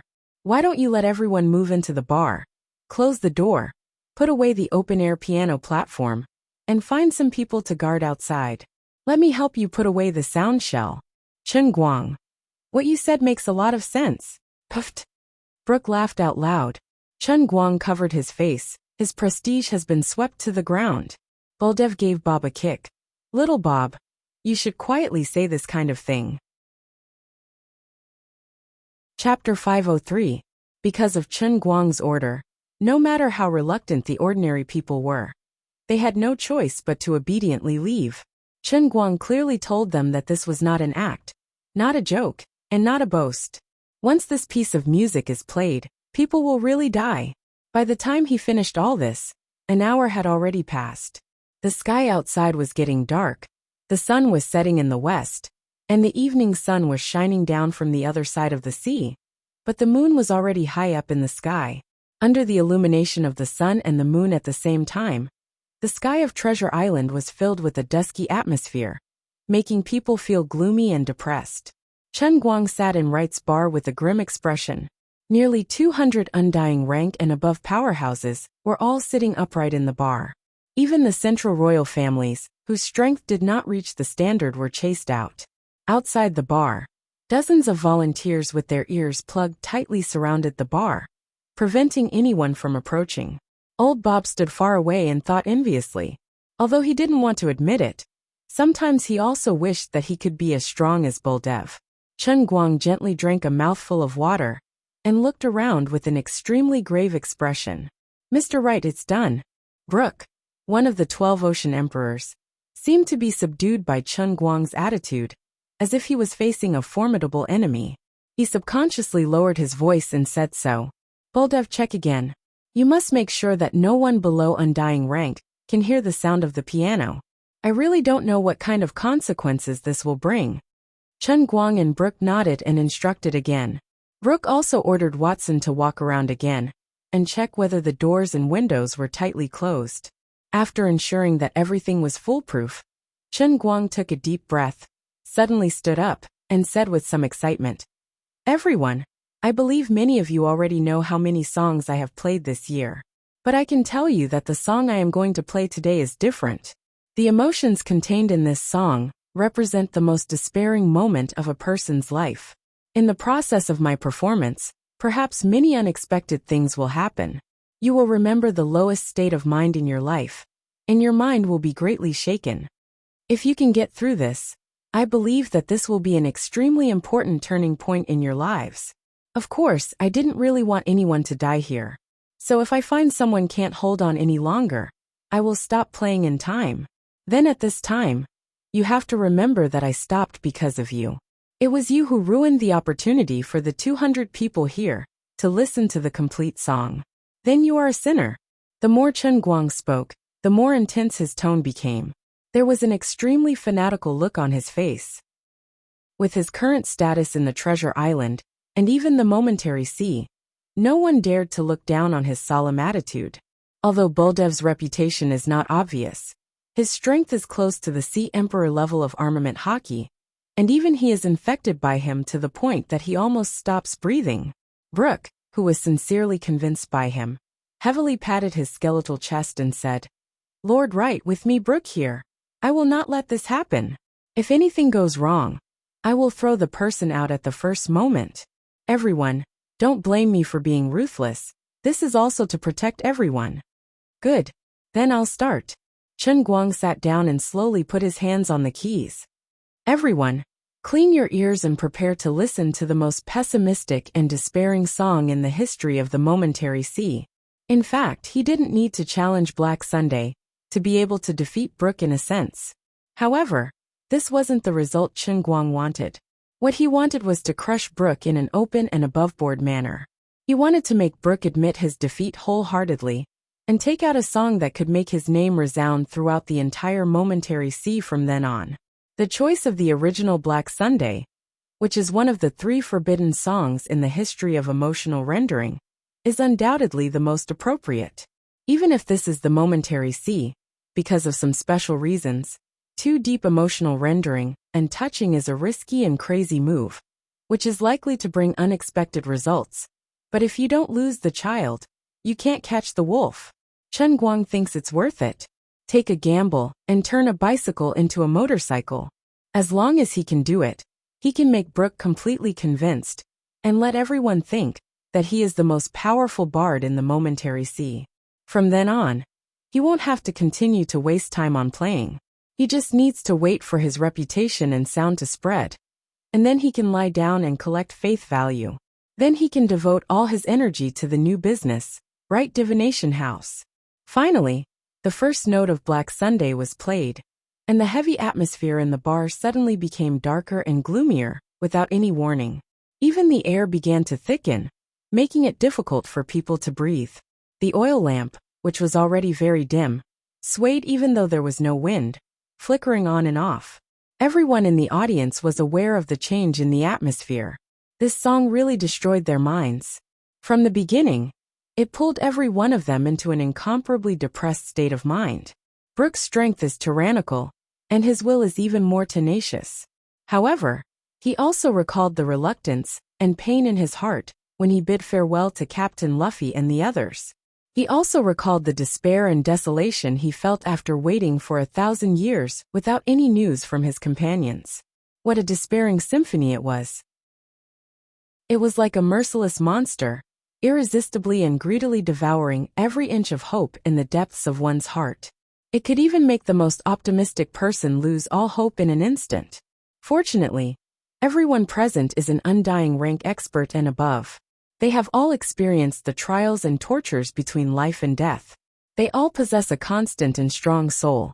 Even in the face of such terrible setbacks and torture, they can still barely maintain their original hearts. Their souls were gradually brought into a storm by the music. They either dreamed of parting with their companions, or dreamed of their loved ones being torn apart in front of them, or recalled their most respected captain being torn to pieces in defeat, or like Brook, they became more and more desperate after thousands of years of bitter waiting. But they all persevered. No one would have thought that at this time. The one in the most awkward situation is not others, but the performer Chen Guang himself. F*CKU. I miscalculated. The audience is all undying rank. I'm not one. The old man is just a cute college student. When I learned this song in the piano world, my mind was sealed. I didn't feel anything at that time. But now I'm in a very bad situation. I've been pretending to be pretentious for a long time. And now the pretentious level is about to break through the sky. I was the first to be scared, and all my previous efforts have been wasted. I'm really F***ed up. Playing the piano in the sea of moments is poisonous. Originally, this song made a lot of people commit suicide after listening to it. Now the emotional rendering seems to have been amplified by 100 times. The old man can't hold on any longer. As the saying goes, no matter how one calculates, one can't predict that the weakest one here is Chen Guang himself. But he has already forced himself into a corner, and there is no way out. After playing for less than 10 minutes, Chen Guang's face was pale, and his head was covered in cold sweat. He anxiously looked around, hoping that someone would give up first. You're in so much pain and look so ferocious. Quickly take out your knife and commit suicide. I beg you. Baldef, you idiot. You can't hold on any longer. Help. Chen Guang winked at Baldef. Baldef's mood became more and more excited. Mr. Wright actually values me so much. I, Baldef, must not let him down. I must hold on. My hockey is ready to burst out. Today, I will use Mr. Wright's great music to break through Haushika hockey. I will use my whole life strength to defend Mr. Wright's majesty. Looking at the increasingly bright and fanatical light in Baldef's eyes, Chen Guang burst into tears. What should I do? Who the hell can save me? You little bastards, why are you so hot? At this time, Chen Guang finally deeply understood what Ruri had said, that his mind was not strong enough, and his mind could not reach the true standard of a redeemer. At that time, Chen Guang reluctantly listened to it, but deep in his heart, he didn't take it seriously. Today, he finally understood that he had messed up the piece he was playing. Perhaps he was the first person in history who would never be able to surpass him. As time passed, even if his mind was in a state of chaos, the music that was engraved into his instincts still made his fingers dance on the keys subconsciously. The air was thick and heavy, and even the light near the piano was absorbed by an inexplicable force. In Brook's eyes, the place where Chen Guang and the piano were located gradually became a black hole, and looking at it, it only felt dark and misty. Nearly 200 undead rank powerhouses. Each of them felt that the hockey in their body was cheering and jumping in this terrible test. They deeply knew that if they survived this, what awaited them would be a white tomorrow. Finally, 47 minutes passed. When the last note came to an end, Chen Guang also stopped. The imposing manner of nearly 200 hockey advanced at the same time suddenly erupted in the bar, forming a resonance. The bar's roof was instantly broken, and the earth shook. The originally pitch-black night sky suddenly shone a bright ray of light from the sky, shining on the bar. 200 undead rank powerhouses stood up at the same time, and looked at the place where Chun Guang and the piano were with a face full of worship. Everyone's face and body were shining with a great brilliance that transcended life and death. But Chun Guang and his piano were still in darkness. No matter how bright the light was, it couldn't illuminate his side, which was shrouded in black fog, and couldn't even see his fingers. A terrible person like me is still alive in this world. I really let everyone down. These low murmurs and murmurs suddenly came from the black fog. Brooke and Baldeff were startled. "Sir Wright." Baldeff was the first to rush forward. Chapter 504. Bang! With another loud noise, Baldev used his hockey, which had just broken through the haushaku, to cut open the black fog with one palm. He saw Chun Guang's head hit the corner of the piano, and his head was full of blood. Fuck. Lord Wright is going to commit suicide. It turned out that he was really going to die. Everyone at this moment burst into tears and were moved to the extreme. In order to help everyone, Lord Wright played this forbidden song that would make him depressed and not want to live. He succeeded. He made a total of 200 strong undead hockey advance. And even Brooke, one of the 12 sea emperors who had reached the peak of the Sea of Time, advanced to another new realm. He wants to set off a new era of the Sea of Time. What a great feeling this is. Chun Guang's head was full of blood, and his eyes were listless as he looked at these people.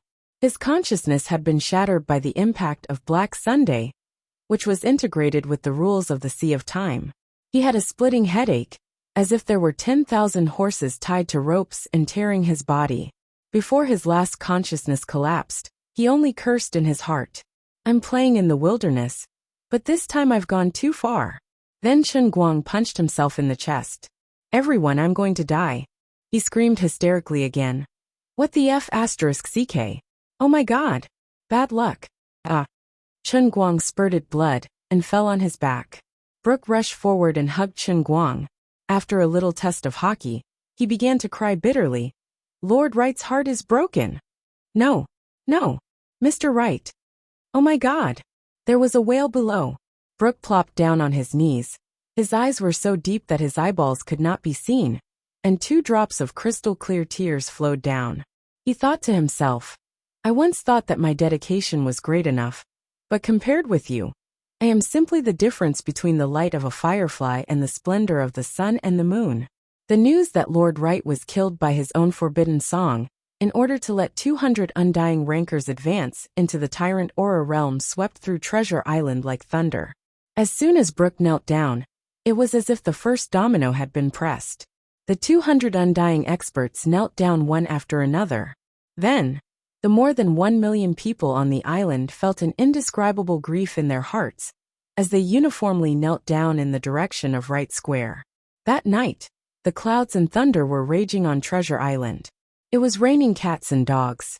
Strong winds and lightning swept across the island. Everyone knelt in every corner of the island and cried sorrowfully. Even the heavens and earth of the Sea of Moments seemed to be grieving over Wright's death. Only one person, with the most brainless worship, charged forward against the sudden storm and lightning, washed by the rain and tears. "My Mr. Wright, you can't die." This man was Bob. Of course, Chun Guang wouldn't die. He had 99 chances to resurrect.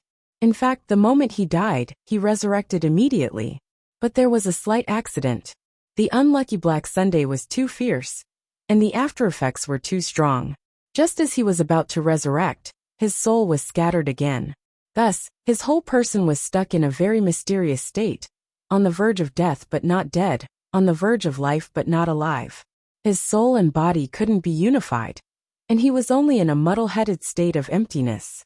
Sooner or later, Chun Guang would be able to defeat Black Sunday, but it would take time. Under Bob's insistence, in the end, Chun Guang wasn't erected a tombstone. Within 3 days, Wright Square was transformed. 200 undying experts personally took charge of the hard work. In the center of the square, a huge statue of the handsome Mr. Wright was built. Behind the statue, there was a hall made of white jade, named the Sage Temple. Chun Guang's body was placed in a crystal coffin, hidden in a ventilated and cool basement, guarded by Buldev and Brooke, who had decided to settle down here. Brooke was appointed as the first head of the Sage Temple's fan club by Bob, who claimed to know right best. Buldev was the deputy head of the Sage Temple's fan club, and the other 200 undying experts were the backbone members of the fan club. More than 50 of them had armament hockey. Of course, they were born after the collective advancement. At that time, many people didn't understand why Bob didn't name it Knights Templar or Guardians of the Temple, but named such a lofty organization after food. Bob angrily rebuked everyone. When Mr. Wright first came to Treasure Island, he praised me. He said that I was his first fan in the transient sea. What Mr. Wright loved the most were fans. Mr. Wright comes from a mysterious area that you can't even imagine. This is the culture of his hometown. Since it's the culture of Mr. Wright's hometown, there must be a great philosophy in it. Brooke was the first to express his support. Moreover, I, Bob, can be 100% sure that although Mr. Wright doesn't have the strength of an undying expert, he will definitely be resurrected, in this body. Bob's words shocked everyone to death. His judgment was based on the information he had secretly investigated. According to the information, 100 years ago, Mr. Wright, the second officer of the Annie, was around 20 years old. The current Mr. Wright was also a little over 20 years old. Mr. Wright doesn't have an undying soul, which can only mean that he has an undying body and soul. Unlike other people's undying, he doesn't age at all. This was the reasoning of a professional intelligence merchant. Bob firmly believed that this was the secret he was most proud of. Even Buldev didn't know about it. Buldev comforted him. "Little Bob, I understand your feelings, but..." Bob jumped up and angrily hit Buldev. "Buldev, you idiot. As long as 1 year, you will believe me." It didn't take a year. 3 months later, everyone believed Bob's judgment. How long can a dead body be preserved? This question doesn't need to be investigated too deeply. But after 3 months, Wright's complexion was still rosy.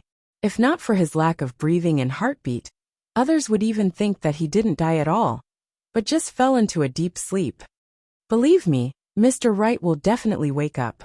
This is Bob's epitaph.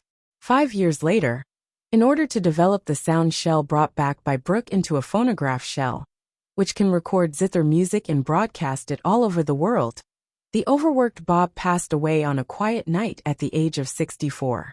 Before his death, he finally drew the last stroke on the design. The phonograph shell was announced. The zither music that Chun Guang left for his 10 disciples, as well as the 10 pieces he left for Brooke, were poured into countless phonographs, accompanied by merchant ships or pirate ships, and brought to all parts of the Sea of Transient. Not only that, but Brooke also systematized the musical notation taught by Chun Guang. Henceforth, the bards of the entire Sea of Transient will no longer have to practice alone. They will use the musical notation to record their every trace of inspiration, and at the same time, they can also learn new music from other people's musical notation. More powerful bards will be born in the Sea of Transient, and at the same time, more powerful pirates will be born. Chun Guang first used the Black Sunday to raise the realm of 200 people on the spot, and then left behind the musical notation to change the profession of bards.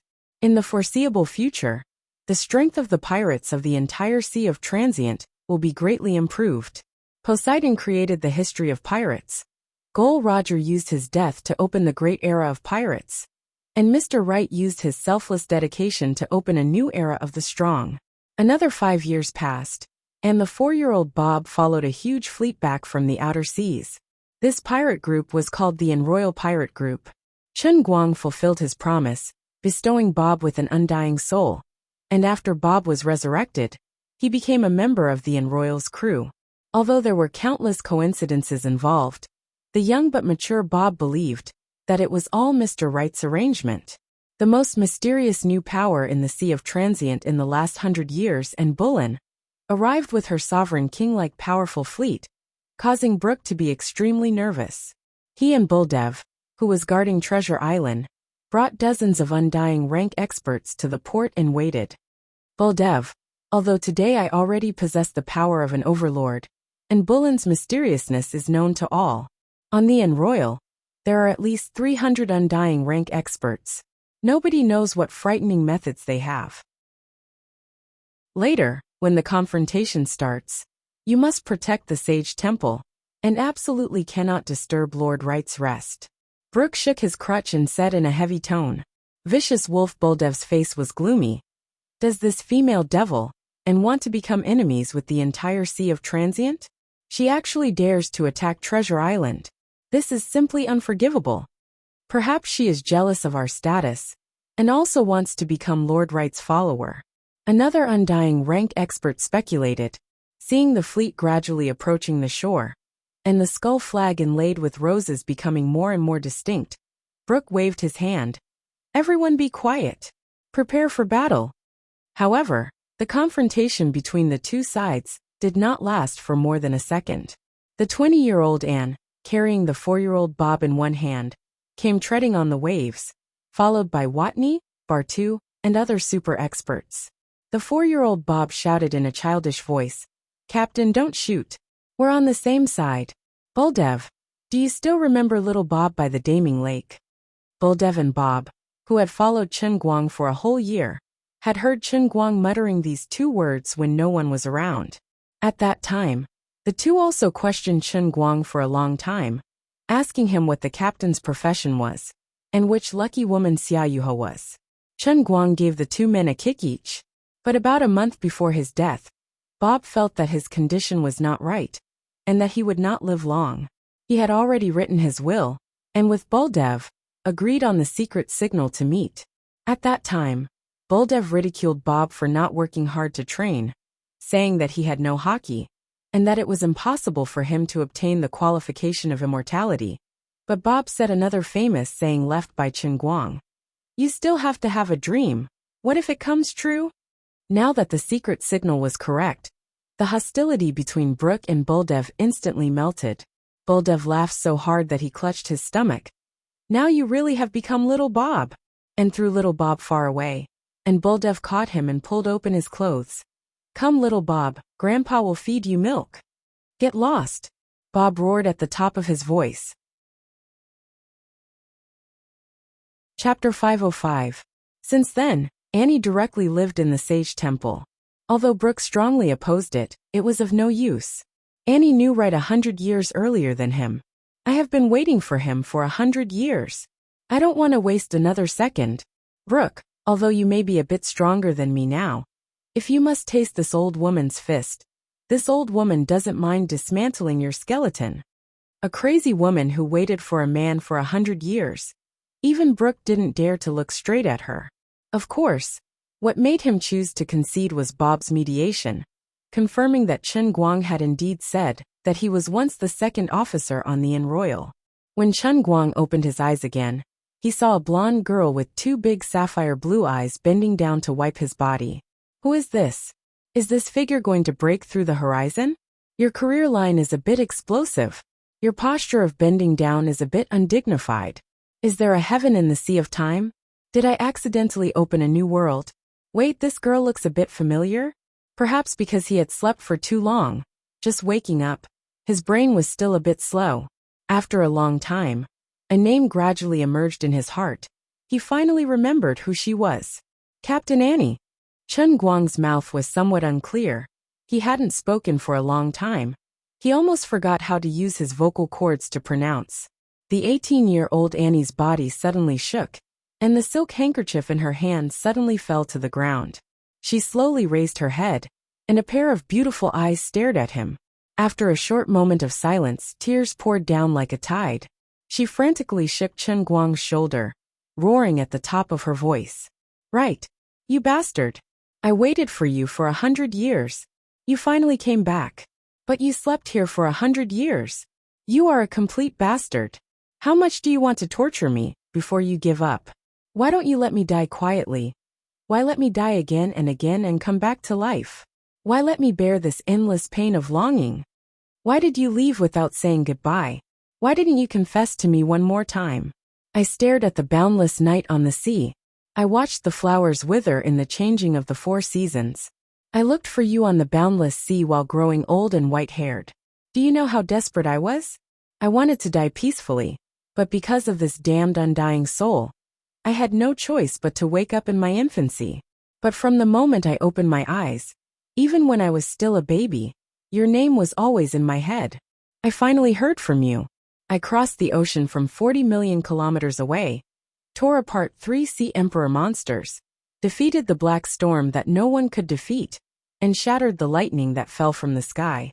When I finally saw you, you were lying in this coffin like a corpse. I have to look at you year after year again. I have to look at your youthful face while I grow old day by day. Can you understand how afraid I was when you woke up? I was an ugly old woman, but I couldn't help but want to stay here and guard you. Chen Guang blankly looked at the crying Annie. Memories flooded in like a tide. He remembered that starry night when he was hung on the mast of Annie.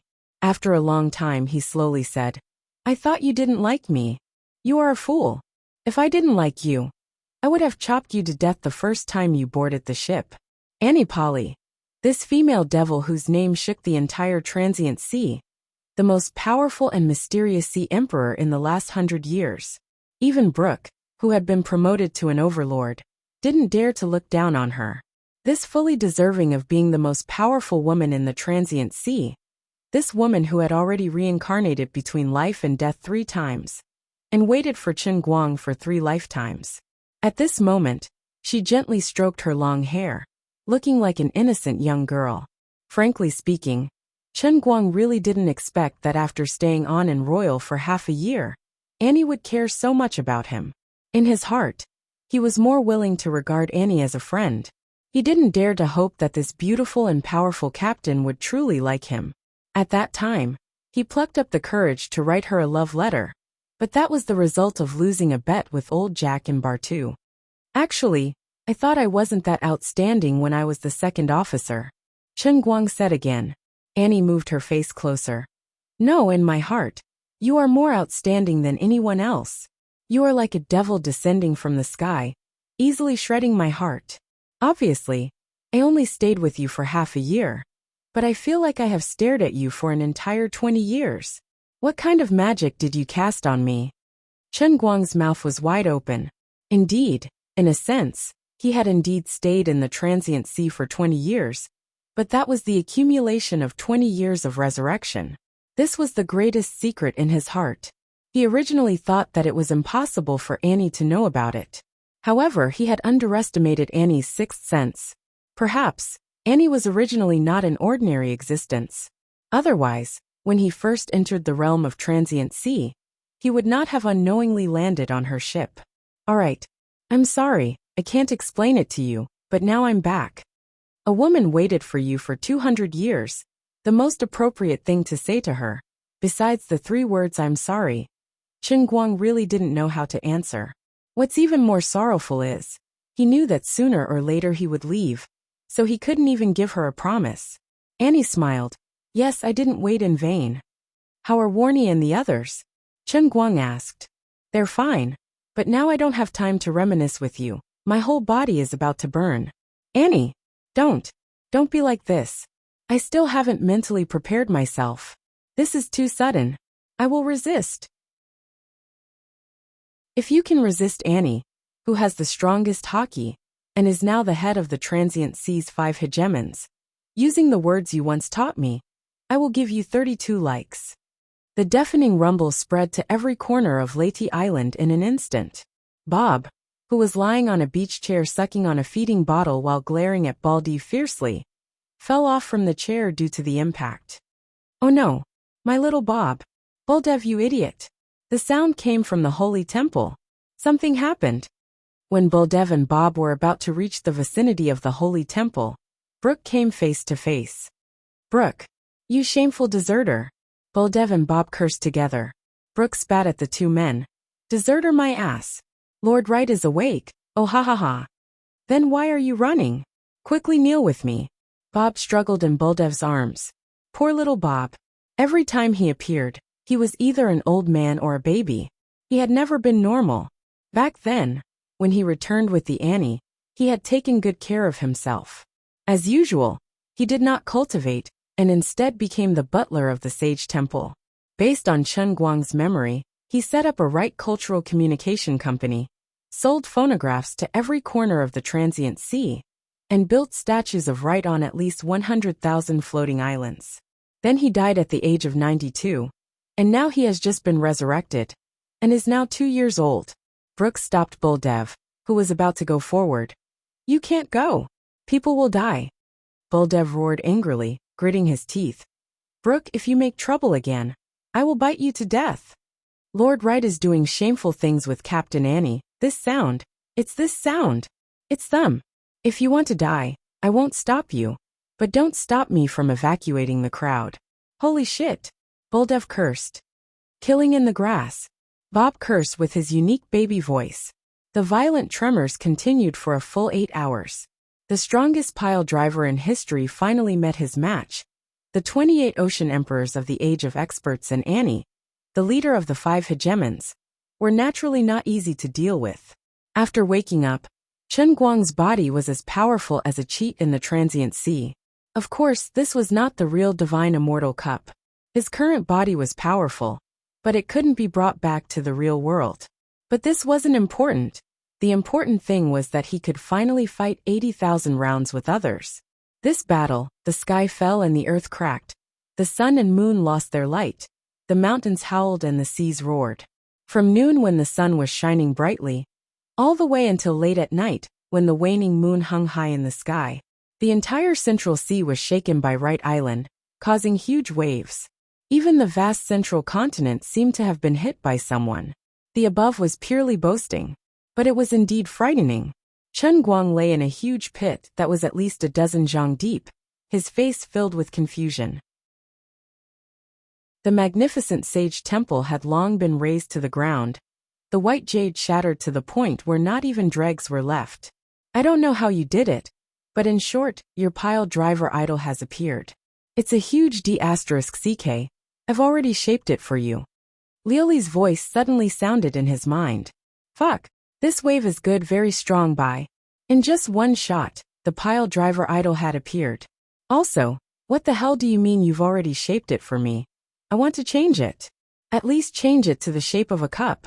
That way, when I mention this idol in the future, I can only say, it's an indescribable shape of 100 zhang. At this moment, Chen Guang was dumbfounded. Wait a minute. Speaking of which, there's still the Qilin arm. Chen Guang screamed in his mind. Liuli ignored him. Annie, who was dripping with sweat, came over again. Dear Right Chen again? No. Let me take a breather. The strongest pile driver in history lowered its noble head in front of the even more unreasonable pirate queen. Chen Guang covered his face. I've been F***king pushed down again. And why again? In short, after half an hour, the people hiding in the east corner of Wright Island finally returned one after another. The total population of Wright Island today was much less than when it was called Treasure Island. In the past 100 years, because the Sage of the Sea rested here, the original trading function of Treasure Island was gradually stripped away and abandoned. This place turned into an existence similar to the Church's Holy Land, and was eventually renamed Wright Island. Those who could settle down here were either representatives of major forces, outstanding bards, or descendants of those who worked in Wright's bar. Other than that, there were also core members of Wright's Cultural Communication Company, where Bob was the general manager. Chen Guang first spent an hour to comfort everyone, especially old Warnie, who used to be a little follower and an old bastard. Now little Bob couldn't stop crying. Annie, on the other hand, went to sleep with satisfaction. According to her words, my man is back. I'm going back to be a noble lady. Chapter 506. Following that, the conversation between Chen Guang and the crowd was basically made up of holy shit. It has become Wright Island. Holy shit. Sage Fan Club. Wright Cultural Communication Company. Holy shit, little Bob, you can do it. Of course. I am Lord Wright's most loyal servant. 2-year-old Bob bowed and said in a pious tone. Others didn't feel anything wrong. But for some reason, Chen Guang just didn't know why. Even if his temperament had already withstood the test of Black Sunday, and was definitely not the same as before, at this moment, he really wanted to throw a shoehorn at Bob's face. No matter how he looked at it, Bob was asking for a beating. Right, didn't you say that I still have the Sage Temple and the statue? Where are they?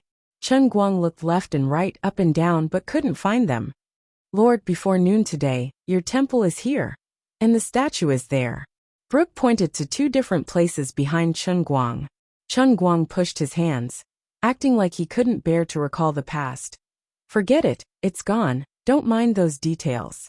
Then he grabbed Bob and raised him in front of him. I really have to praise you, Bob. You've done a really good job, you've worked hard. Chen Guang looked at this child's face. He didn't expect this guy to remember what he had accidentally mentioned. In order to develop the phonograph shell, he had worked himself to death. Fortunately, he could be resurrected. What was even more amazing was that he had used 100 years to spread his name and phonograph shell to almost every place in the sea of time. Just now, Chen Guang sensed that his current production of faith value was as high as 130 billion a day. This meant that Bob's demonic claws had spread to almost 73% of the population of the Sea of Time. Right now in Chen Guang's warehouse, there was an outrageous amount of faith value. He couldn't be bothered to count the exact number. After all, according to what Ruri had said, the small surprise that would appear after the daily production reached the level of 100 billion was already there. Just as he had expected, Leyte Island could be moved by paying faith points. Then, the next step would be to first try to understand the relatively easier languages. Then, he would control the 10-kilometer-wide Leyte Island and start an unprecedented tour of the Sea of Moments. Thinking about it, it was quite exciting. What is your ship? The old man's ship is an island. Accumulating faith should have been something that Chen Guang had to put in a lot of effort and work himself to death to achieve. In the end, after sleeping for 100 years, Bob had done it for him. Of course, he had to praise him heavily. Bob burst into tears again. Lord Right, in order to spread your glory, I, old Bob, can bear it no matter how hard and tired I am. It was you, Lord, who changed my life. Lord, you said that you would give me immortality. Now a lazy and untalented person like me can also have an immortal soul. It is all thanks to you, Lord. This guy kept shoving his tears and snot into Chen Guang's face. He was even scarier than Greasy Bob. Chen Guang hurriedly threw him away. Collect. Bob landed on the ground and stood up with his hands on his hips. Yes, Lord. Then he immediately turned to Buldev and raised his eyebrows. Did you see that, Buldev? Although I, Bob, am not talented and can't learn hockey, I am more useful to Lord than you.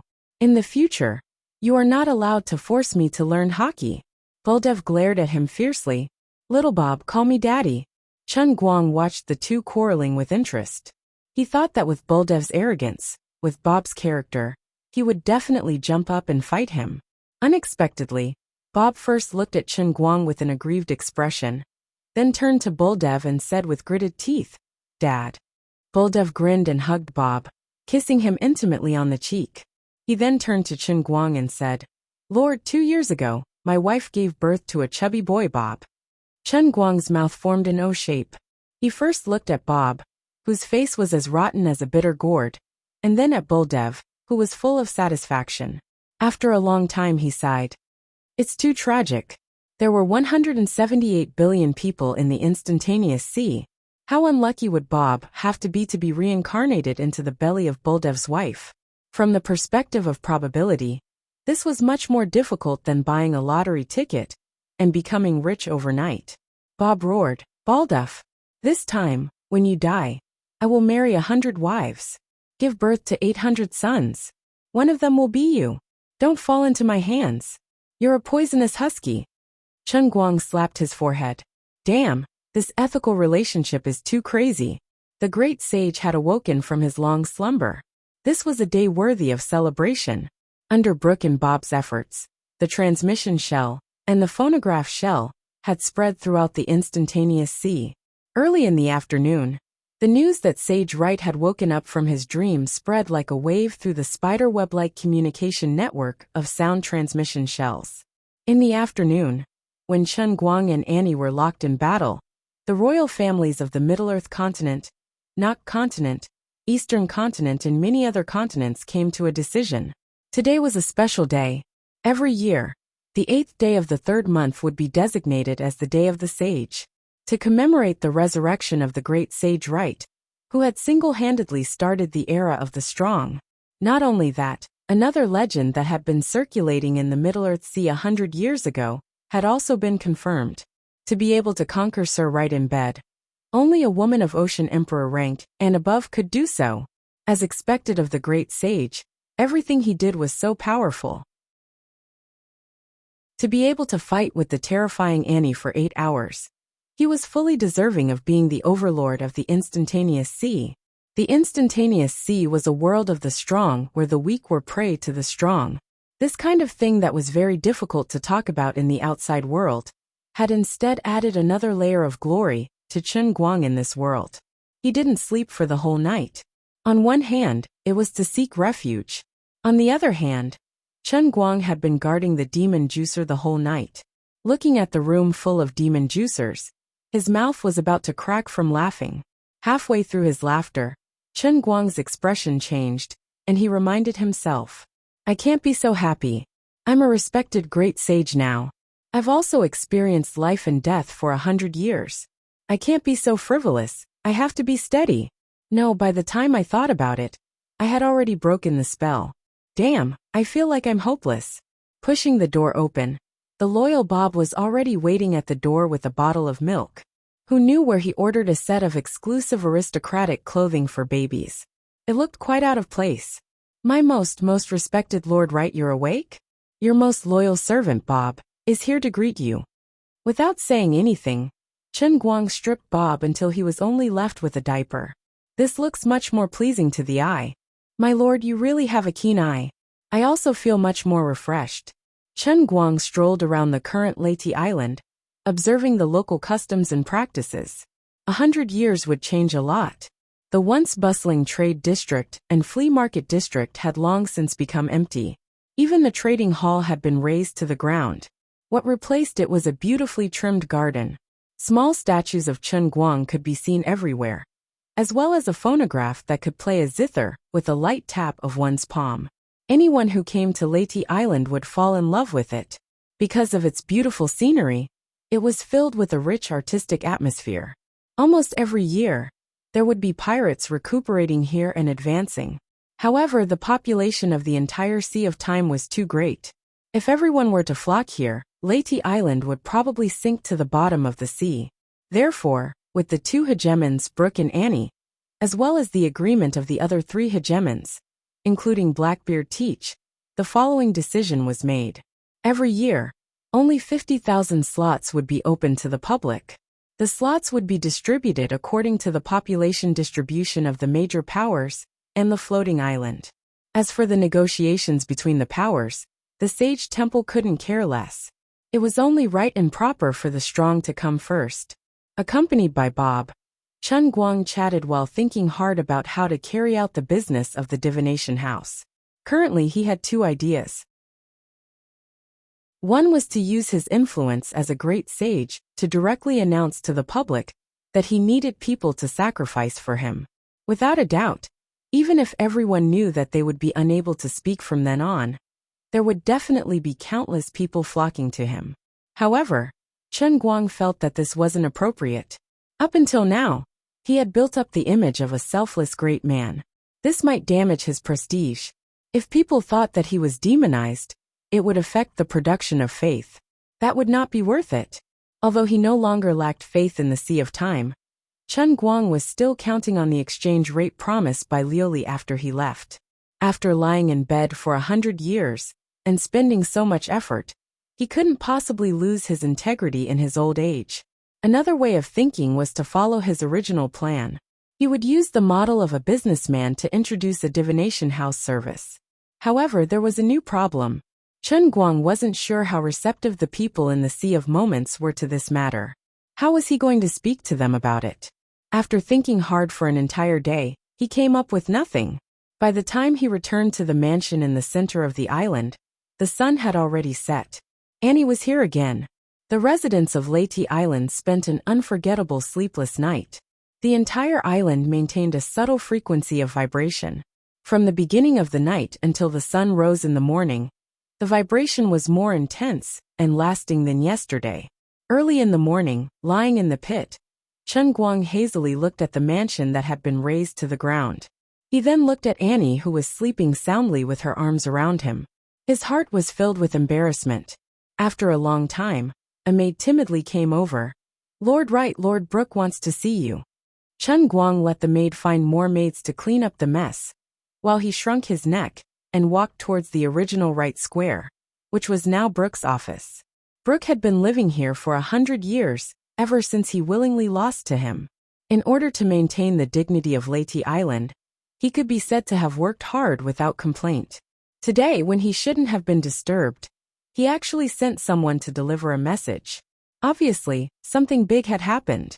"Lord Wright, something has happened on the island." Brooke squirmed, his skeleton-like fingers crisscrossed.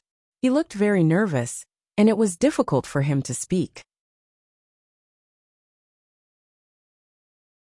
Chapter 507. What happened? Is it very serious?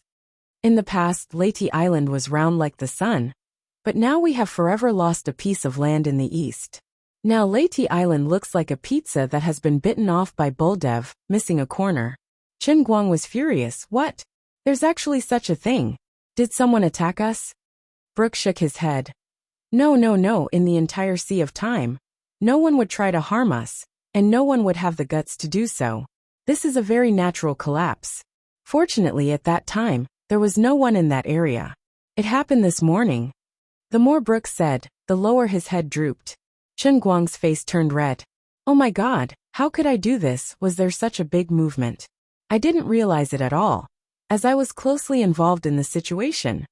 Don't mind those details. Losing a little piece of land is no big deal. In any case, it didn't sink, right? At this time, the ground under the two's feet suddenly trembled, the entire Leyte Island fiercely shaking. Monstrous waves soared to the sky. No, not monstrous waves, but currents from all directions. Damn, Leyte Island is going to sink. In a sense, as a speck of dust floating on the surface of a water cup, as a 10-kilometer diameter floating island. After losing a piece of land, the balance was broken, and after several hours of brewing, a major event finally happened. In Chen Guang's heart, 10,000 alpacas whizzed past. I really sank the island. The price of my life as husband and wife is a bit too high. Brooke, who has lived for thousands of years, had rarely seen such a terrible thing as the sinking of a floating island. He was scared to death. No one knew how deep the bottom of the sea was, but everyone knew that every floating island was a precious and non-renewable resource of the Sea of Time. Even if two super experts with a blood feud were to fight for their lives, they still wouldn't be willing to destroy every floating island. Floating islands are the most precious treasures bestowed by the god of the Sea of Time to the people of the sea. They are the most devout faith of all the intelligent beings in the entire Sea of Time, not to mention Leyte Island, this large floating island. What happened? What should we do? My God! Brooke unexpectedly screamed. The incident happened in a hurry, and it was too late to escape. Even if experts like Chen Guang or Brooke could escape, it would be difficult for the existence on the island below the undying rank to survive this terrible natural and man-made disaster. Chen Guang's mind raced, and an idea came to him in the blink of an eye. Thanks to the faith value, its effects were really too comprehensive. Now that Chen Guang knew what was going on, he no longer panicked. Instead, he let out an evil and wild laugh and looked at Brooke. "Brooke, I really can't believe that you are actually one of the 5 hegemons. You've really lost my face." In Chen Guang's memory, the skeleton Brooke in the One Piece manga was also famous for being timid. As a skeleton, he was as timid as a mouse. He could even scare himself when he looked in the mirror. Brooke, the musician in the Sea of Fleeting Time, was no better. "Lord Wright, it's not that I'm a coward, it's just that this is too scary. It really gave me the creeps. Although I basically don't have any hair." Brooke still screamed, and then began to yell at the top of his lungs. "Everyone quickly escape. It's going to sink." Buldev also fiercely pushed open the door and entered. "Lord, I'll protect you." The shaking outside was getting more and more intense, and the huge island was rapidly sinking. Near the square, countless people were screaming and running in panic. Even Annie was awakened from her sleep, wearing a battle armor and stepping on the air. Annie angrily roared, "Who is it? Who dares to destroy this old lady's love nest?" Little Winnie, who was following behind her, reminded in a low voice, "Captain, it might be that when you and Uncle Wright were having sex, the shaking was too intense." "Wright Island might be, Annie." After a short silence, her whole body emitted black gas, and she suddenly raised her arms and shouted, "That in any case, let's save as many as we can. Come, Princess Annie's royal guard war soul." A black fog rose from her back, covering the sky and covering the earth. Her giant ship, and royal, unexpectedly appeared in midair, and then landed on the right square with a loud bang. This was one of the many powerful black magic that Annie had mastered, which could instantly summon the ship to her side. Everyone quickly board the ship. Annie once again landed on the ground, one hand pressed on the ground, and an even denser black gas emitted from her body. The blue veins on her neck swelled, and a tyrannical domineering aura diffused from her body. She roared, "Rise for me." Seeing Annie's action, Brooke finally found his backbone. "I also have domineering aura. You just remembered it." Bob hugged Buldev and scolded, "Dad, bite him." Brooke and the other strong undead used their domineering aura together, finally slowing down the sinking speed of Wright Island. Although it still couldn't stop it, it bought a lot of time for people to board the ship. At this time, Chen Guang coughed lightly, suddenly stood on the balcony, opened his arms and said loudly, "Everyone don't panic, I'm here." Everyone turned their heads to look at him. For a moment, Chen Guang's image became radiant. The way he opened his arms to embrace the air resembled a true saint. "Oh sea, oh sky, I am willing to offer my soul, my life, my everything. Grant me the power of the prophet, the ruler of all things in the world, the spirit that controls wind and thunder, the holy spirit of the sea. Heed the call of my great prophet, Wright Chun. Cross the distant space and time. Gather on my territory, protect my people. Come." The power of fate. Cover this Wright Island, turn it into the ark of life. Stirring up all the air in his chest, Chen Guang let out the loudest cry of his life. In this almost doomsday-like scene, everyone's attention was attracted by his seemingly mindless crazy action. One after another, the people who gathered raised their heads. For some reason, everyone had an illusion that at this time, Chen Guang's whole body was surging with a dazzling radiance that people couldn't look straight at. Great teleportation technique. Chen Guang continued to assume the pose of a charlatan, roaring, but his mouth was silently saying, "Pick a place, move for me quickly." Leyte Island, which had been sinking continuously, began to rise slowly. The seawater that had just poured and receded from each block, surging violently. In addition, every rock on the entire island, every inch of soil, every building connected to the island's ground, became sparkling and translucent in an instant, emitting a crystal-like radiance.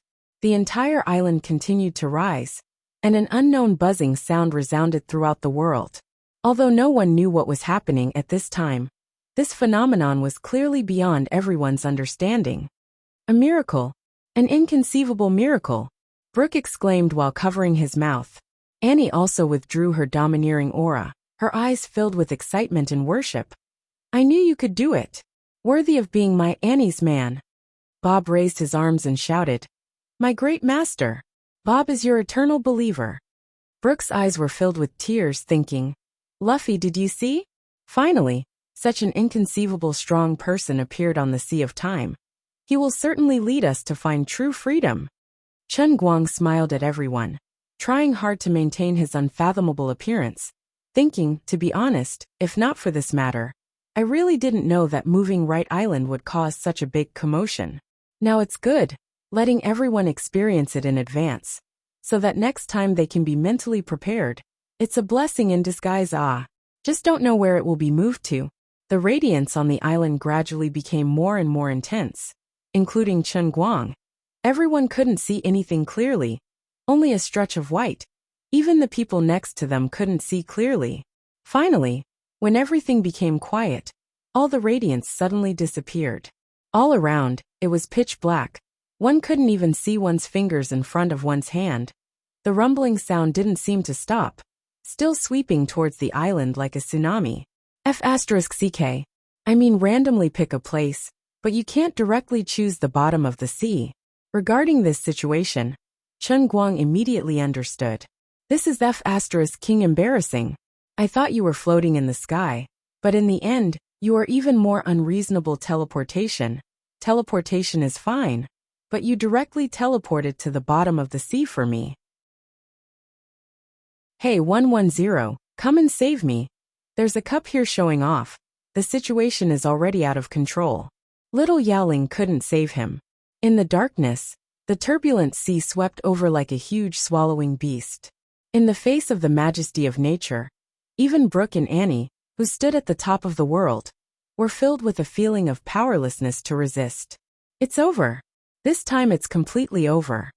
Brooke finally cried bitterly, shouting, Luffy, I'm sorry. I'm going to bring the secret to the bottom of the sea. Dying under such a disaster. It must be the god of the transient sea punishing me. I, Skeleton Brooke, am not willing. Annie threw herself at Chen Guang, her mind in a state of panic. She who has always lived in the sea, knows the power of the sea. No one knows how deep the transient sea is. Rumor has it that the bottom of the sea is deeper than the length of the sea. She also doesn't know how many meters below the sea that terrible water pressure can instantly crush the greatest powerhouse into pieces. She clenched the pendant on her chest, praying in her heart, Father, Grandfather, all my great ancestors passed down the power to me. I must bring my most beloved man back to the surface of the sea. The pendant suddenly released a dazzling radiance. This is the holy radiance. This is Annie's final trump card. Without a trace of hesitation, she is willing to use the magic contained in this pendant to protect Chen Guang. Under the illumination of the last ray of light in the darkness, everyone finally saw Chen Guang's expression. He still maintained a calm smile. Everyone, don't panic. I still have a second move. Great Holy Shield. Chapter 508. Hurry up and use some holy light shield. This time I'm really going to go overboard. I'll give money and faith value, okay? Chen Guang roared madly in his heart, his eyes quickly sweeping across the light curtain that only he could see, almost going blind. Big brother, stop messing around. This time I'm really going to go overboard. If you have any dissatisfaction with me, please come at me, okay? Don't hurt my fans. If worst comes to worst, I'll just die again. Stop messing around. Perhaps the overly strong obsession finally made the heavenly Holy Grail choose to compromise. A line of words suddenly appeared on the light curtain. Light curtain technique. Paying faith value can protect the stability of the Redeemer's Cup. The amount of payment fluctuates according to the intensity of the impact the light curtain receives. Finally giving me a life-saving trump card. Chen Guang was extremely moved. For the first time, he felt that the Holy Grail was so reasonable. After a moment, under everyone's gaze, a light curtain slowly rose from the periphery of Leyte Island with a diameter of 10 kilometers. The gorgeous golden white light curtain gathered in the middle at a speed visible to the naked eye, finally forming a perfect dome in midair, exuding a soft light. Before the turbulent seawater could reach the ground of Leyte Island, it was sucked back by this layer of light curtain like a sponge, and finally blocked outside, unable to advance an inch. The position of the light curtain was exactly the invisible wall that was intercepted by Chen Guang when he first arrived at Treasure Island, intending to take the horseshoe to smuggle him in, completely overlapping. Chen Guang let out a long sigh of relief. This place is my base. If I really go overboard, then wouldn't I have to lie in the water and pretend to be a god? What is this situation? This is the deep sea. Brooke looked up at the shining dome above his head, completely incoherent. Beside him, Watson took out an instrument and said with a trembling voice, Sir Brooke, this is 100 million kilometers under the sea. Impossible. This is absolutely impossible. Brooke screamed. Watson shouted in a louder voice. But it is indeed like this. 100 million kilometers. Hearing Watson's resolute statement, Bob lay on the ground. Oh my God, before this, the deepest record to the bottom of the sea was left by Magellan with his godlike Magellan. But after a short period of silence, everyone turned their heads to look at Chen Guang. who was standing on the balcony, and the look in their eyes was strange. This was definitely not the gaze they had when facing a human. They were treating Chen Guang as a god. This was not a miracle that was shouted out, but the work of a true god. Brooke slowly approached, his hollow eyes projecting a burning light. Lord Wright is a man who is cared for by the sea of time. Everyone was on the verge of kneeling again. Chen Guang's heart ached, but he still had a warm smile on his face. He raised his hand slightly and said, "Everyone, don't be like this. It's just a small matter, not worth mentioning. I only brought you here on a whim. The greatness of the instantaneous sea cannot be understood without experiencing it for yourself. 200 million kilometers under the sea. How majestic, how beautiful. This is simply the most generous gift from the Creator. I will let you see the magnificent scenery of the sea."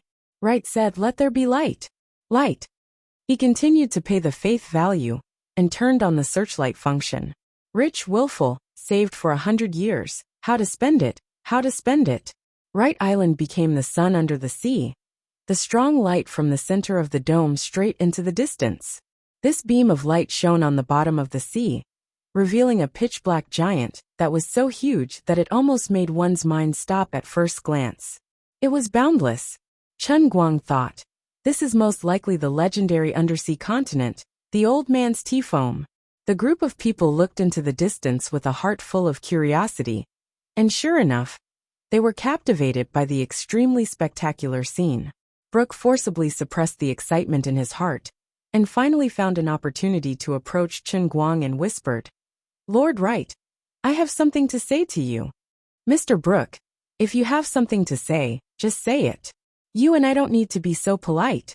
Chen Guang was puzzled by Brooke's solemnity. Brooke looked solemn. "This is a serious matter. Shall we go over there to talk?" Chen Guang pursed his lips, feeling that Brooke was a bit strange, but seeing his pitiful appearance, he decided to take care of his mood. The two went to the corner, while the others rushed to the edge of Wright Island, wanting to get closer, wanting to see the scene of 200 million kilometers under the sea. This was not an opportunity that one could have at any time. "Lord Wright, I was indeed a member of the Straw Hat Pirates." Brooke hesitated a little, as if making a great decision, then said. Chen Guang curled his lips. "I know Luffy, Sauron, Sanji, Nico, Robin, Nami, Chopper, Usopp, Frankie. As for you, Skeleton Brooke, you were the last to join the Straw Hat Pirates." "Oh my God. Lord Wright, are you a prophet? Why do you know everything?" Brooke was greatly frightened. Chen Guang mysteriously smiled. "Yes, I am indeed a prophet. But I was separated from my captains after we found Gol Roger's treasure." "What?" This time, it was Chen Guang's turn to be shocked. The world of Transient Sea was constructed according to his memory of One Piece and Pirates of the Caribbean. But Chen Guang didn't expect that the biggest explosive point of Gol Roger's treasure would be imagined by the heavenly Holy Grail. Seeing that Chen Guang finally revealed a surprised expression, Brooke regained some confidence. "Lord, do you want to know what Gol Roger's treasure is?" "What?" "A letter. In the letter, he said that the master of the eternal hand is alive." "How inconceivable. We live in someone else's cup. We are pets raised in captivity." The more Brooke spoke, the more excited he became. Abruptly, he pulled open his own dress. Chen Guang turned his head to look, and his pupil shrank. Brooke's chest, indeed, had no flesh and blood, only bones. "Lord, I am afraid that after death, I will never be able to wake up again. Therefore, many years ago, I stopped being reborn. My current appearance is due to the black magic I learned from the Dark Continent, which allows me to continue living in the form of a skeleton." While explaining, Brooke removed the third rib from his chest, gently pulled it to both sides, and the rib broke into 2 pieces. His trembling fingers pulled out a piece of yellow paper from inside and handed it to Chen Guang's hand. "This is the letter that Gol Roger left for us." This is not Gol Roger's view alone, but after finding the travels of Poseidon, Magellan, Columbus, and the Eastern navigator Zheng he summed up the knowledge of all the sages. Brooke didn't notice Chen Guang's complexion. Instead, he became more and more excited. "Lord Wright, think about it, how sorrowful this is.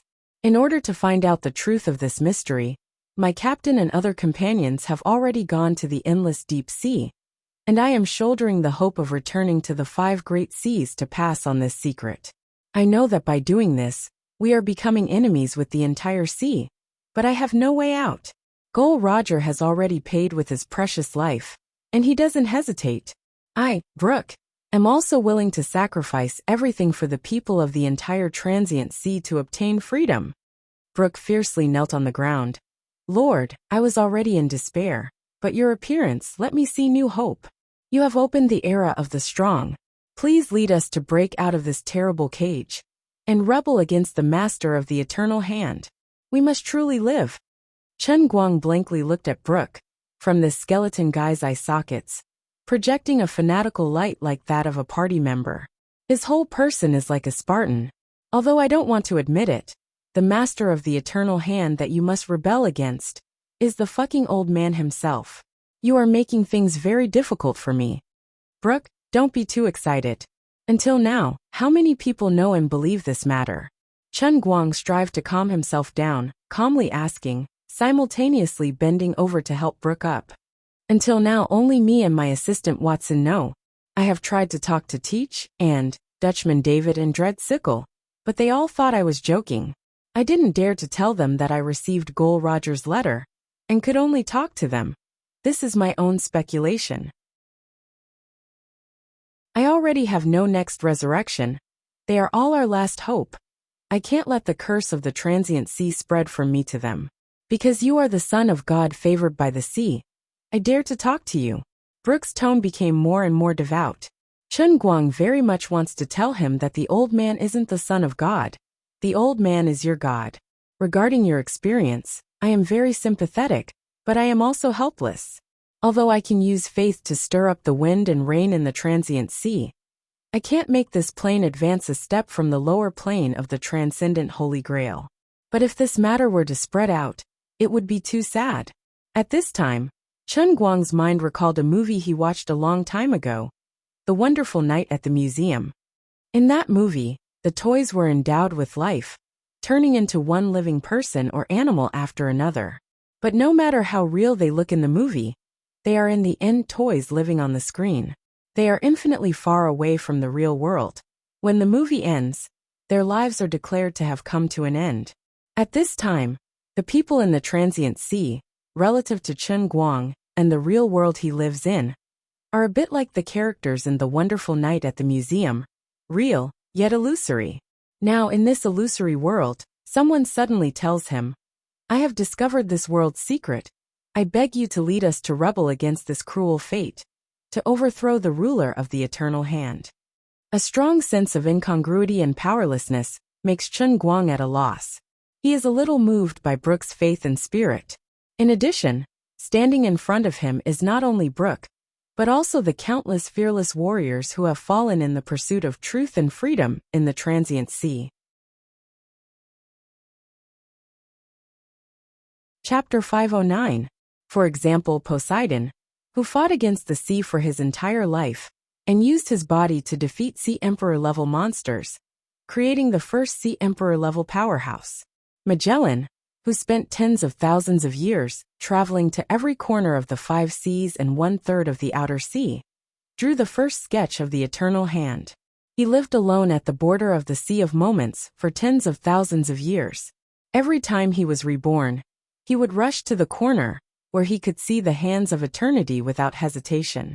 He would observe the hands of eternity subconsciously moving slightly, and he would find the changes in the skin lines of the giant hands. He visited all the continents and compiled the understanding and ideas of all the powerhouses of the past tens of thousands of years into a great masterpiece, and wrote a full stop with the last drop of blood. Gol Roger, who shouldered all the pressure and gathered all the knowledge left by the sages, came to a conclusion and gave up his life for it, and then opened the great age of pirates, never compromising on the road to pursuing their dreams, giving up the easy life of a hegemon, and following the path of no return of their predecessors. The Straw Hat people bravely walked down.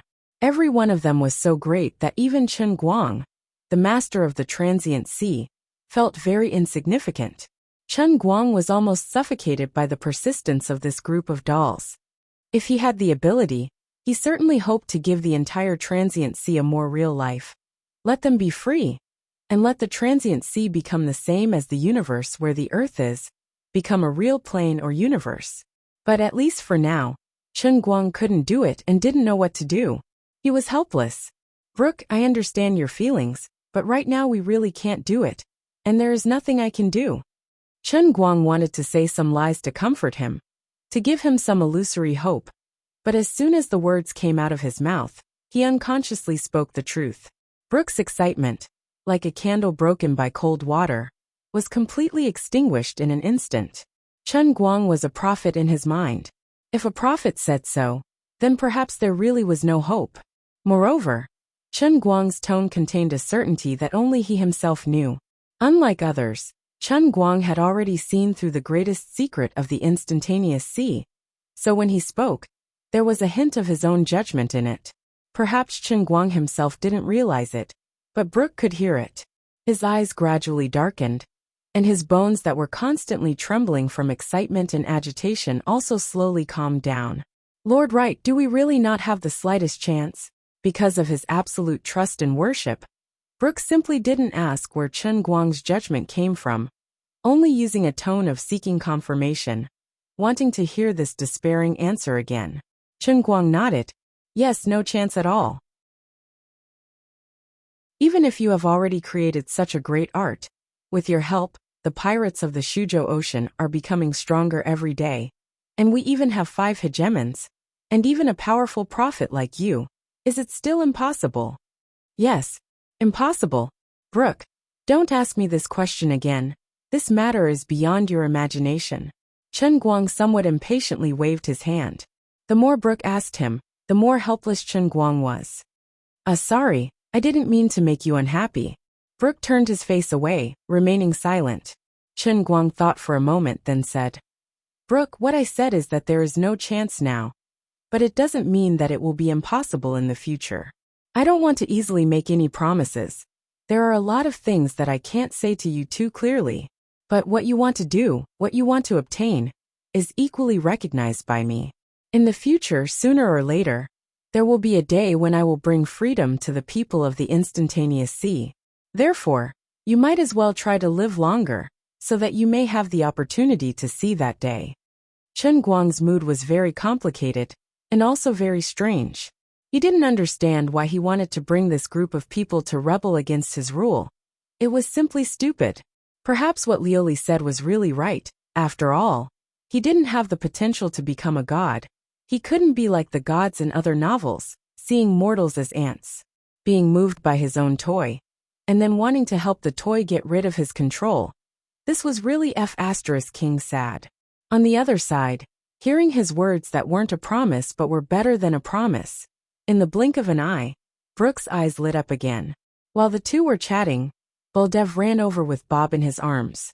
Bob shouted, Sir, can you think of a way to let us go out a little bit? Chen Guang was puzzled. What's wrong? Bob beamed with joy and said, We found a floating rock at the edge of Leyte Island. It's dazzling, too beautiful. It's simply a perfect creation of nature. Sir, if we can cast a statue of you from the 200 million li of rock at the bottom of the sea, how exciting it would be. Your first statue has been lost because of an accident. Now it's time to rebuild a great statue for you. Bob's life was a flattering and unscrupulous life. All his skill points were added to flattery. At first, because he firmly believed that Chen Guang would wake up. In order to flatter him, he changed from an intelligence merchant to a scientist, developing phonograph shells. After developing phonograph shells, in order to better flatter, he changed from a scientist to a businessman, founding the Right Culture Communication Company. Now, when everyone found a floating rock together, the minds of others were only marveling at how beautiful the underwater scenery was. But he was the first to react. This could be used to make a tree statue. With this kind of stunt, if it was in the Qing dynasty, he would be a treacherous and capable minister like He Shun. Chen Guang took this opportunity to get rid of Brooke. In any case, he had already said this much to him. If he wanted to say anything more, he wouldn't be able to do anything. The group of people came to the edge of the light curtain, and sure enough, they found that not far away, there was a floating rock emitting a sparkling white light, hundreds of feet high, magnificent and magnificent. Chen Guang thought, if this thing was exchanged for jade gambling in the real world, it should be worth at least tens of billions, right? Can't we just throw something out and tie it up and pull it over? Chen Guang asked. Buldev took out his beloved huge sword that he had used for hundreds of years. Sir, this is my personal weapon. It became like this as soon as I stretched it out. Chen Guang looked at Buldev's huge sword, with a foot-long hilt and a 3-inch blade, and was silent for a long time. He felt that it would be easier to move the entire island forward. Greater teleportation. Run. It's falling down. Boom. The group of people struggled for a long time. Brooke, who had quite high artistic attainments, personally carved the statue, while Bob, Chen Guang's #1 fan, was responsible for providing artistic advice. Chen Guang felt that he had played enough underwater, so he once again summoned the light curtain, intending to return to the surface. If he hadn't seen it, he wouldn't have known, but when he saw it, he was startled, feeling as if his body had been hollowed out. When he summoned the light curtain, he didn't carefully look at the specific expenses, so he didn't understand the true meaning of the sentence. The payment amount will fluctuate according to the intensity of the impact. Only now did he realize how heavy his losses were. It was too late for regrets. Using the light curtain to resist the terrible water pressure at a depth of 200 million miles would consume trillions of faith points every second. Every second. Trillions. It hadn't even been half an hour, but his wealth was almost depleted. In the blink of an eye, his 100-year foundation would be destroyed in an instant. I'm going to be a fucking pauper. This is definitely a trap. It was a trap from the very beginning.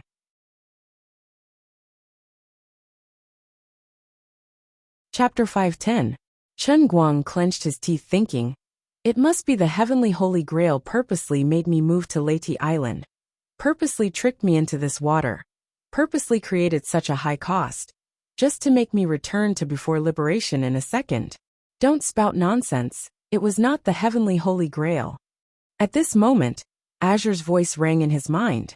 Who is so shameless, despicable, perverted, vulgar, and inhumane? I am going against his 18 generations of ancestors. Azure was silent for a very long time. It was me. Oh my God. Just now I was controlled by a soul from beyond the heavens. Stop pretending. When you come out, I will give you a big surprise. I will let you properly raise your temperament in the instantaneous sea. You will sleep for 100 years. If you want to become the true master of the heavenly holy grail just lying down like this, isn't that too easy? Big sister, I was wrong. Please give me one more chance. Please accept my sincere repentance. Hee. Oh right, Azure, I have a question. You have also seen the situation in the instantaneous sea. Tell me, can I give all of them true life and souls? Just like my friends in the real world? Azure asked back. How do you know that your friends in the real world are true souls? How do you know that you are truly alive? Don't scare me. I am just joking, don't mind it. Let me tell you, the people in the momentary sea are different from you or your friend Lung Qin, who accidentally entered here. Using your Eastern Chinese legends, they are 3 spiritual souls and 7 physical souls. They are missing 1 and 2 physical souls. Their souls are incomplete, so their so-called strength has no foundation, like bubbles under the sun. They will never be able to break through the shackles of the instantaneous sea. Unless what? Unless you, the owner of the transcending heaven holy grail, are willing to pay a certain price to raise the level of the realm of the transient sea to the same level as the real universe you are currently in. Then, this entire world will be completed, and they will possess your so-called true life. Of course I am willing. That's not up to you. You're as weak as a chicken now. Wait until the day you complete all the trials of the world in the cup and save me. Then you can think about it. Ignorant mortal, you don't know how difficult it is to create a real world. After Luli said this, there was no more movement. Chen Guang spread out his hands with an innocent look on his face. To put it bluntly, you're saying that I'm a noob? Do you have the ability to find another savior? TSK. When he returned to the surface of the sea, The missing corner of Leyte Island had disappeared forever on the way to the bottom of the sea. After the disaster, many things on the island had to be rebuilt. Chen Guang, on the other hand, was not in the mood to care about these things. After hesitating for a long time, he finally decided to let Bob announce the second business of Right Culture Communication Company. The Divination Holy Temple had officially opened for business. That's right. His current status was different from the past. Of course, he couldn't use the lowly name of a divination house anymore. Naming it the Holy Sanctum immediately made it seem lofty, since he had already boasted that he was a prophet. Other than the Greater Teleportation spell and the Great Sacred Shield spell that he had bragged about previously, it was only right to add the so-called Great Divination spell. Lord Wright, I have a good suggestion. Why don't we wait for the real Holy Temple to be built before we hang this plaque? The strange rocks from the deep sea that were knocked off the new statue can be used to build the Holy Temple. The effects will be very good. This place is too awkward now. Bob pointed at the Divination Holy Temple that occupied an area of less than 3 square meters. There was only a canopy propped up by a stick, and the 4 words of calligraphy written by Chen Guang were hanging on the wall. After holding it in for a long time, he finally said this. Crossing his legs on the stool, Chen Guang patted the dining table that he had moved out of his mansion and calmly took a sip of his saliva. Bob, don't look down on this place. There's only a canopy, a dining table, and a stool. Actually, these are not important. The place where I, the prophet and sage Wright, are at is the Holy Temple. Wherever I am, the Holy Temple will be. Bob's eyes lit up. He cupped his hands over his heart and said in a childish voice, My Lord is wise. Chen Guang smiled in satisfaction. Bob pointed to the side and asked, Then, my lord, should I get someone to build a toilet Holy Temple at the side? Chen Guang gave him a thumbs up. This fellow's perceptivity was really high. And the dining Holy Temple, the Holy Temple where you and Lady Annie had sex. If not for the fact that you are still a child, I would have definitely beaten you up. Chen Guang glared at Bob fiercely. Then, he took out the purple devil's fruit juice and poured a cup on the table. The bright sunlight that fell from the sky shone on the fruit juice, revealing a crystal-clear glow. It looked extremely enchanting and beautiful. A faint fragrance wafted out from the cup. Although it wasn't strong, it made one feel relaxed and happy after smelling it. Chen Guang looked down at Bob and smiled sinisterly. Bob, go tell everyone that from today onwards, I, Wright, will be staying in the Divination Holy Temple. I will use the magic of the prophet that I possess to help everyone fulfill their wishes. Come, drink this cup of Ganges River. Oh no, drink this cup of holy water of faith. Then, I will help you find anyone or anything you want to find. No matter where it is hidden, I will be able to find it in any corner of the Sea of Time. Bob was alarmed. That's amazing. My lord, give me a bucket. Chen Guang glared at him and drank some water. Then he said heavily, Of course, this magic is powerful, but the price is not cheap. After drinking it, you will lose the ability to speak forever. My lord, you took the wrong cup. Awala guli pala kacha kacha ka ka ka. Half an hour later, after wasting 100 billion points of faith, Chen Guang finally managed to save his tongue. With his head covered in cold sweat, he smiled at Bob. See that? I'm not joking. I'm telling you, Bob, that this holy water of faith is really terrifying. Thank the heavens, the production of faith had increased in the past few days.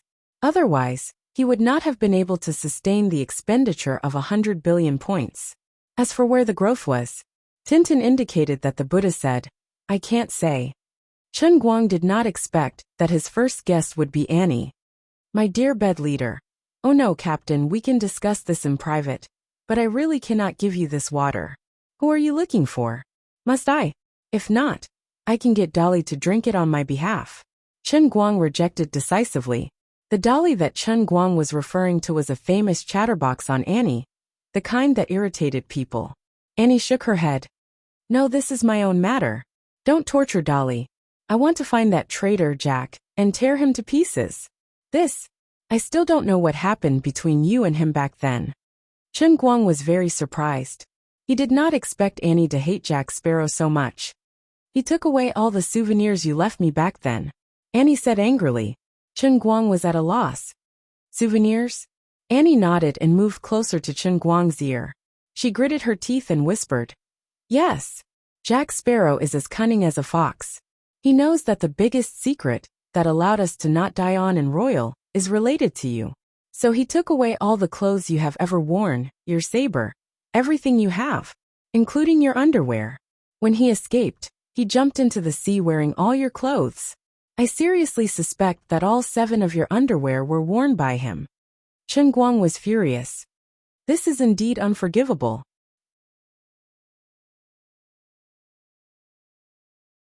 Chapter 511. After spending a lot of effort, Chen Guang was finally able to temporarily settle Annie down. Soon, Chen Guang had to face the second guest that made things difficult for him, Brooke. "Sir Wright, I want to ask you to help me find Captain Luffy. I just want to know if they are still alive." Brooke looked straight at Devil Juice and said in a pious tone. Chen Guang was reluctant to let him drink this thing. Brooke was one of his right-hand men. But this request seemed impossible to refuse. "Brooke, besides the common language, do you know any other language?" Chen Guang asked. The common language he spoke was medieval English. Brooke shook his head. "No." Chen Guang grinned and asked Bob to bring over the newly made leaflet. "Sorry. Divination must use the most solid belief in your heart to find what you want to see the most. The function of this cup of holy water is to extract the obsession in your heart and pour it into the divination. The price is to take away your ability to use language. But because of me, I mistakenly drank a cup just now. Now it no longer needs the common language, so it is useless for you to drink it." Chen Guang made up nonsense. In any case, only he himself understood, so he could say whatever he wanted. He also had no choice. He couldn't let others know that this was all nonsense, just because Brooke and the others wanted to participate in divination. He didn't need to drink the juice to find what he wanted to find. There is no wall in the world that doesn't have a crack. Chen Guang must make himself maintain a certain sense of mystery in the sea of transient. So far his performance was different enough. If he exposed more things, in case Brooke or Annie discovered his true secret, there would be a huge risk of losing the faith of everyone in the sea of transient.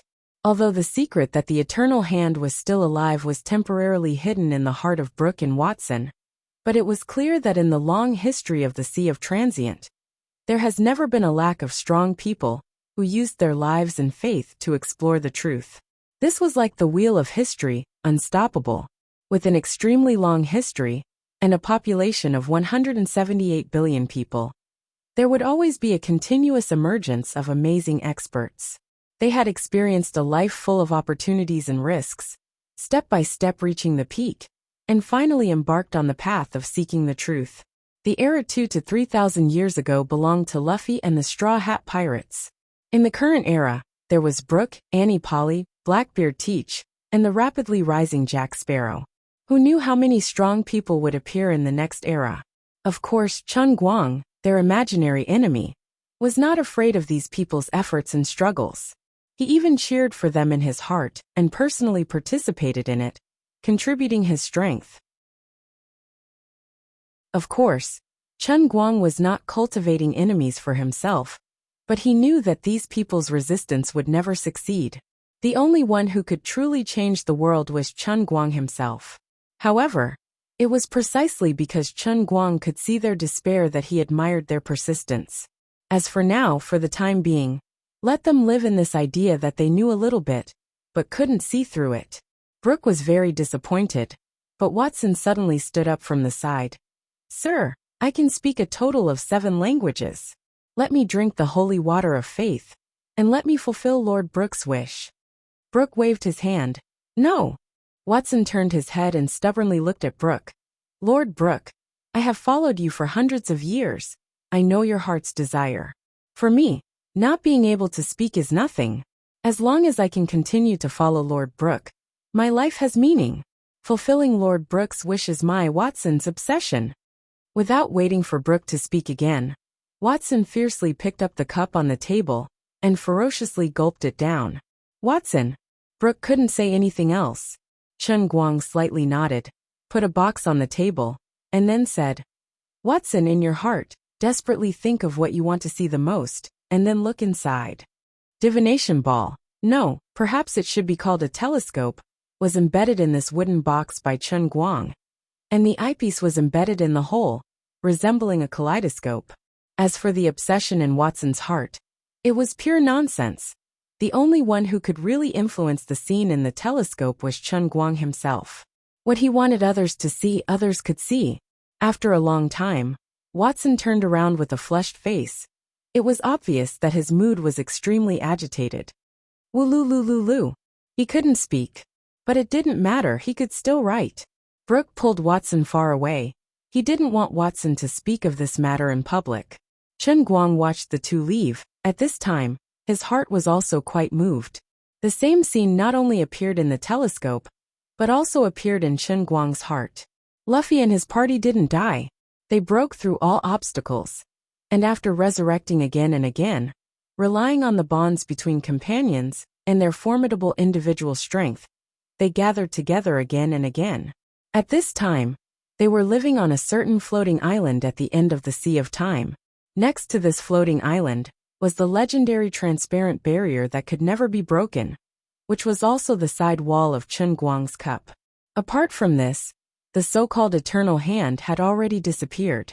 In fact, it didn't really disappear, but at this time, Chen Guang was holding the cup and drinking water in the outside world. And when people looked outside from the cup, they naturally couldn't see anything clearly. Compared to the people in the Sea of Time, Chen Guang's eternal hand was really too huge. Vaster than the sea, vaster than the sky. The naked eye of mortals simply couldn't distinguish this hand from the heaven and earth. If it was still like before, with enough distance between the hand and the cup, it could still be barely distinguished, but now, there was nothing that could be done. In addition, Watson had mastered a total of 7 languages including Spanish, Portuguese, German, and so on. Under the effect of the devil juice, they were naturally transferred to Chen Guang's mind. There were a total of tens of thousands of residents on Leyte Island, among which, there were only a few who were as knowledgeable as Watson and knew many languages. In addition, not everyone had the belief that they must find someone. In addition, for the language that he had already mastered, no matter how firm the other party's desire was, Chen Guang wouldn't agree to perform great divination for him. The reason was very sufficient. Although your belief is very devout, perhaps fate has not come yet. You can't get the response of the great divination. It will no longer accept your language. I deeply sympathize with your experience, but I can't help you even if I want to. This isn't God's punishment but God's guidance. God is telling you that you should forget about the burden of the past and face the future with a more optimistic attitude. After a busy day, at least thousands of people came to try because of their obsession. The situation was better than expected. Chen Guang performed great divination on about 400 people and very easily completed the learning of 676 languages. Of course, the biggest reason for this was that there were many people on Leyte Island who were experts selected from all over the Sea of Time to cultivate. They came from the 5 big seas and the more remote outer seas, so it was reasonable that they had a wide variety of languages. However, Chen Guang wasn't too excited. The smooth start was completely within his expectations. The truly difficult part was still the various super small languages that followed. At night, when he returned to the mansion, Annie was already sitting on the table in her armor, waiting for him. "My dear, please help me find that shameful traitor Jack Sparrow." Annie smiled, but she couldn't stop the black gas from spreading out from her body. It was very obvious that she was furious when she thought of old Jack. Helpless, Chen Guang poured out a glass of fruit juice and was about to drink it himself. Annie hurriedly stopped him. However, Chen Guang waved his hand and said, "It's fine, I'm a prophet. I can deal with the after-effects of the great divination." He didn't want to admit it, but the truth was that even though the price of drinking the devil's fruit juice was very high, the taste of this thing was not to be underestimated. There was a touch of coolness when it entered the mouth, and when it went down the stomach, it could be iced down the throat all the way to the stomach. His mouth was filled with a delicate fragrance, and the aftertaste was endless. The cool sweetness mixed with the pure sourness was simply the most delicious drink in the world.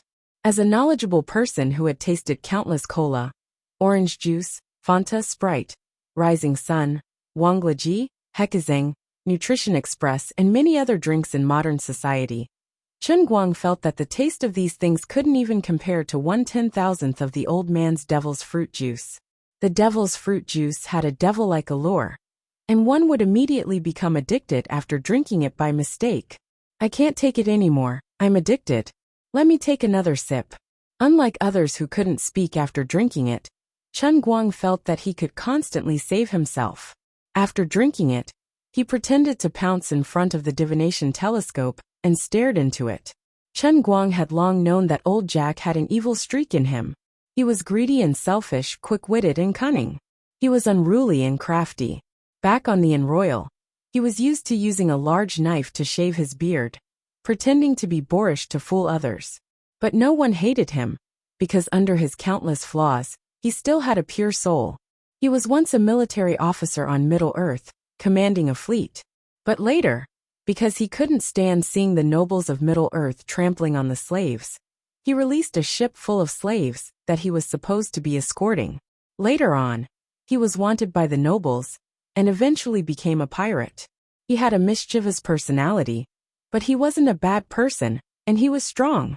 Of course, if he had directly told Annie that he wanted to leave the Inn Royal to start his own business, Annie might not have stopped him. However, he had set his sights on Chen Guang's personal belongings and had taken away the second combat team. This made Annie furious. As the scenery in the binoculars rapidly shifted, Chen Guang's gaze followed it, and gradually, the pitch-black surface of the ocean was covered in specks of light. Chen Guang's vision quickly zoomed in, and he saw a large fleet of ships mixed together on the surface of the sea. Upon seeing this scene, Chen Guang's pupils constricted slightly. The sounds of cannons, gunpowder, gunfire, metal clashing of swords, and roars seemed to travel through time and space to reach Chen Guang's ears. The scene continued zooming in, and on the deck of every ship, he could see a frenzied battle. Blood was splattered all over the deck, and there were broken limbs everywhere. Who was Jack Sparrow exchanging fire with? Chen Guang frowned slightly, and continued zooming in, but his mind recalled a scene from a long time ago. Right, sooner or later I'll have my own ship. I'll paint the entire ship a beautiful black. This will make me appear dignified. Under the clear and cold moonlight, the sea sparkled. A light breeze gently blew against the sails, producing a hoo-hoo sound. Old Jack sat on the railing of the Royal Anne, ferociously gulping down a mouthful of wine. Then, he tossed the empty cowhide bag into the water as he spoke. Old Jack, you don't have many years left. Don't think about this. Chen Guang sat on a large wooden barrel beside him, tearing a roasted chicken leg in his mouth. You don't understand, right? I have a premonition that I'm not an ordinary person. I won't die so easily. All right, if one day you can really get your own ship, I'll help you think of a great name. Didn't you want black paint? Why don't we call it the Black Pearl? Chen Guang chuckled. Unexpectedly, old Jack was very satisfied. Oh, my right, you're really a genius. This name is really great. The Pearl of the Sea, a black pearl. I want to load my black pearl with the most powerful cannons. I also need to find sails blessed by the sea god, and then replace them with keels made from the spine of the most powerful sea beasts. How about it? My idea isn't bad, right? Why don't you find a lake of immortality to soak your ship, so that your ship's hull will never be damaged? Chen Guang continued to tease him. Unexpectedly, old Jack was fascinated. Is that so? In this endless sea, is there really a spring of immortality? Then I'll have to drink my fill first before soaking the ship. At present, Chen Guang was looking at such a black pearl. Under the moonlight and firelight, the pitch-black hull of the ship emitted a demonic radiance. Amidst the intense crossfire, the gigantic sails were unceasingly struck by bullets and cannons. Yet, the firepower strangely passed through the sails, leaving the sails unscathed. Instead, the areas struck by the firepower transformed into black mist. Indeed, this was augmented by black magic, or perhaps the sails blessed by the sea god. The gigantic black pearl nimbly maneuvered its body. Only by combining the best helmsman and black magic could the gigantic ship display such nimble movements on the sea. This was the mighty Black Pearl. However, its opponent similarly couldn't be underestimated. It was a gigantic golden ship, inlaid with a dragon head ram. Its entire body was actually forged from metal, yet the radiance it emitted wasn't a simple metallic luster. It should be augmented by some kind of magic. Both parties unleashed their full strength, colliding and bombarding each other frantically on the sea surface. Every collision would emit an ear-piercing screech and raise massive waves. The cannons of the gigantic golden ship seemed to be more advanced, and its firepower density far surpassed that of the Black Pearl. Nevertheless, the Black Pearl was more nimble. Augmented by black magic, its wooden hull allowed it to fight equally with its opponent. The distance between them was pulled closer once again. Finally, through a brief flickering of firelight, Chen Guang could clearly see the pirate flag on the sail of the gigantic golden ship. Shit! It was a simple drawing of the old man's handsome face. It was Lung Qin and her Radiance pirates. The unlucky Jack was battling Lung Qin. As expected in the darkness, two figures flew out from the watchtowers on their respective masts. They crossed a distance of several hundred meters and collided fiercely in midair, creating a sound that was even more deafening than the sound of cannon fire. The goateed Jack Sparrow was sent flying backwards. In his hand was the broadsword that Chen Guang had been gripping ever since he met him. On the other side was the one-armed, one-eyed Lung Qin. At present, the iron hook embedded into her severed arm was swallowing and emitting a bizarre chilling glow. Her metallic artificial limb had been modified into a sharp cone shape.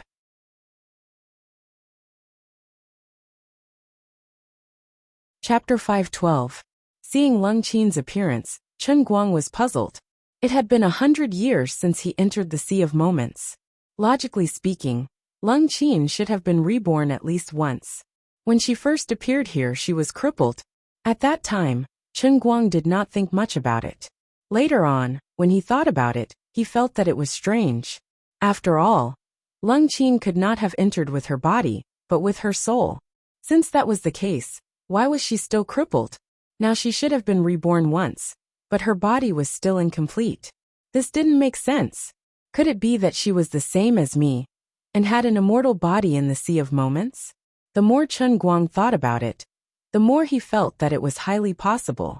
Using Lori's words, the people in the Sea of Moments, under the special rules, had their souls incomplete. But Lung Qin was the same as him, having a complete soul compared to others. Thus, it was not hard to explain why Lung Qin did not age in the Sea of Moments. Forget it. Let's not care about this for now and quickly go catch her. Annie, I found Jack. Chen Guang turned and said to Annie. Annie stood up. Where? I'll set off now. Darling, wait for me for a few years. I'll catch that old bastard. Chen Guang smiled. It's not that troublesome. Give me a minute. The war between the Radiance pirates and the Black Pearl pirates was still ongoing. Both sides suffered losses, but overall, Lung Qin held the advantage. Whether it was the strength of the pirates under her banner or individual strength, Lung Qin and her Radiance pirates were slightly stronger than Jack Sparrow. Madam Court, why is this? I've never seen you before, nor provoked you. Why did you suddenly declare war on me? Has your arrogance reached such a level? Even if I lose today, I will make a comeback. You will pay the price for your arrogance. Old Jack stood on the mast of his Black Pearl, roaring fiercely. He had a perplexed look on his face. In the Sea of Moments, although it was common for big fish to eat small fish, but I'm not a small fish. I'm one of the 28 ocean emperors like you. You're bullying me too much. Lung Qin looked at him from afar, her expression cold. Jack Sparrow, do you think I don't know that you snuck up to my ship in the evening? Although I don't know what you're coveting, your provocation is enough to make me wary. I am used to striking first. Old Jack wanted to cry, but no tears came out. Although the two of them were both ranked as one of the 28 ocean emperors, the transient sea was simply too vast. The chances of them meeting each other by chance were extremely small. Previously, the two factions had never interacted with each other. In the afternoon, the two fleets finally met on the surface of the sea and brushed past each other. At that time, he only glanced at the sail of the radiant pirate group from afar. He did not look too closely, but afterward, he felt that the pirate flag on the sail was very familiar. Later, he couldn't hold back his curiosity, so he stealthily turned the fleet around and dived into the sea to take a closer look. He didn't expect to be discovered. "Miss Cord, please believe me. I mean no harm." Old Jack knew that no one would believe his explanation. Even he himself felt that it was absurd. Back then, he had seen Leet turn into nothingness in midair with his own eyes. How could he see that kid's portrait on the flag of another rising pirate force? There's no point in saying more. Jack Sparrow, go and be reborn with a heart full of regret. More than 100 years of fighting on the sea had made Lung Chin, who was born in modern society and had experienced the influence of the new era. However, her life was full of misfortune. In the end, she died in despair, but was strangely resurrected in the transient sea. She had become unprecedentedly powerful. In the past 100 years, she had used this decisive style to rapidly increase her personal strength, leading her radiant pirate group to rise like a comet. In fact, Lung Chin herself didn't know what she wanted. Perhaps only by constantly fighting like this could she gradually feel that she was still alive. But from time to time, Lung Chin would see the people around her slowly grow old and eventually return to the sea. Those loyal and powerful crew members could return to their warships when they were a few years old, a dozen years old, or even a little older. They called this an undying rank expert. But she herself was forever young, and her body was still incomplete. Lung Chin's heart was very complicated and tangled. She would often think that there was no meaning in living like this, other than continuously becoming stronger and leading this group of loyal subordinates on expeditions. As a modern woman, her life seemed to be quite boring. Just as the battle between the two sides was about to enter a white-hot stage, a deafening sound suddenly rang out from the side of the sea. Everyone in the battlefield was deafened by this loud sound. The intense tremors caused Jack Sparrow, who was holding onto his blade and advancing forward, to stagger and almost fall down. Lung Chin held onto the mast tightly. She didn't know what was happening, but the power behind this terrifying tremor made her feel terrified. One of the 5 overlords had come to mediate? There was no reason for that. Even an overlord wouldn't be this powerful. This was the might of the world. In the blink of an eye, a huge wave came gushing over, stirring up the seawater. The warships of the two pirate groups were like leaves struggling in the middle of a raging storm. Both sides couldn't be bothered to continue fighting.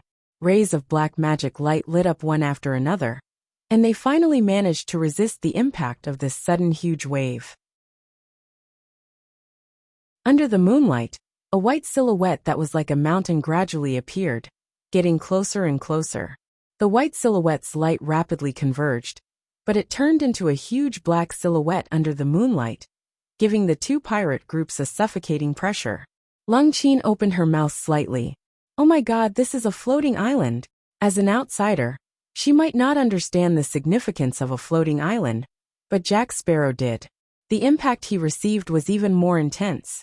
Oh my God of the sea! How can someone control a floating island? And it's so huge! Even though the floating islands in the Sea of Moments were only floating on the surface of the water, because of the mysterious sea god's might, every floating island was exceptionally stable and extremely difficult to move.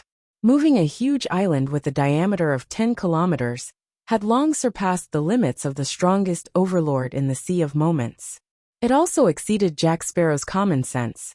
Finally, the black silhouette gradually approached, and a few small boats rushed out from the floating island.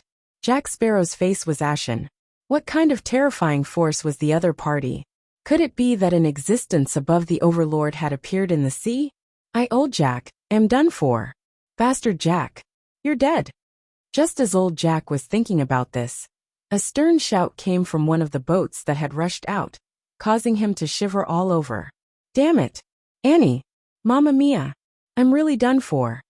Jack Sparrow's legs went soft, and he screamed as he jumped down from the Black Pearl's mast, falling head first into the sea. He couldn't care less, he had to run first. As a traitor, Old Jack had always hidden as far as he could from the royal pirate group. After hiding for over 100 years, you actually drove a floating island to catch up to us today. How can I stand against you? Trying to run? Annie snorted coldly, and suddenly jumped out from the small boat. The tip of her foot stepped on the surface of the sea, and she shot out like lightning. Black gas surged from her body, and she roared forward like a black dragon. Her speed was so fast that it made people's hair stand on end. This time, Old Jack looked like he couldn't escape this calamity. An overlord rank wasn't just a little stronger than an ocean emperor rank. Chen Guang wasn't in a hurry to follow. Don't be fooled by Annie's violent rage. In fact, Chen Guang knew that she would definitely be soft-hearted. But it didn't matter. Old Jack's mistake wasn't worthy of death. He could still be taught a lesson. Not paying attention to Annie's movements in pursuit of Old Jack, Chen Guang and Brooke steered the small boat towards Lung Qin's ship. Lung Qin looked at the gradually approaching small boat, her face bewildered. She was hesitating whether she should take the initiative to attack. But of the two people standing on the small boat, the taller one gave her too much pressure, making her extremely fearful. She knew Annie's name. Rumor had it that she had stayed on the Sage's Island for the past 100 years, which was also known as Right Island. Today, Right Island had undoubtedly become the most powerful force in the entire Sea of Time's 5 seas. It had 2 Overlord-rank powerhouses, including Buldev and other famous Ocean Emperor-rank powerhouses, as well as countless undead powerhouses. Annie had gone to capture Jack Sparrow, so this tall and skinny figure must be the other Overlord-rank powerhouse, Brooke. Unrivaled. What was their purpose in coming here? Did they come to capture Jack Sparrow? Or did the secret of my immortality reach their ears? What kind of person was the rumored sage, right? Wise? Generous? Benevolent? Or was it the greed and hypocrisy hidden beneath the surface? Or was it the explosive news that broke out in the last 2 days? That he possessed tyrannical abilities in bed that all women except Annie were unable to withstand? How powerful was he? Seeing the small boat getting closer and closer, Lung Qin's breathing became more and more rapid. When she finally saw the faces of the 2 people standing on the boat, her breathing suddenly stopped. Chen Guang. This thought exploded in her heart like thunder, and Lung Qin almost blurted out. Ever since she had inexplicably arrived here, Lung Qin's heart hid too many mysteries, but she had no one to narrate them to, and no one could give her an answer. But now Chen Guang had appeared. Meeting an old friend in a foreign land could make one's eyes brim with tears, but meeting an old friend in a different world could simply make one hysterical. At this moment, Lung Qin was feeling this way. She softly sat down on the deck, tears falling like rain, while in her heart she repeatedly mocked her own stupidity. She should have known that right was the meaning of light. Even if it was just out of curiosity, she should have gone to Right Island earlier to see what was going on. But it was precisely because she was a foreigner that she hid too many cowardly thoughts in her heart, and was unwilling to have too many interactions with other pirate forces, which led to today's brushing shoulders for 100 years.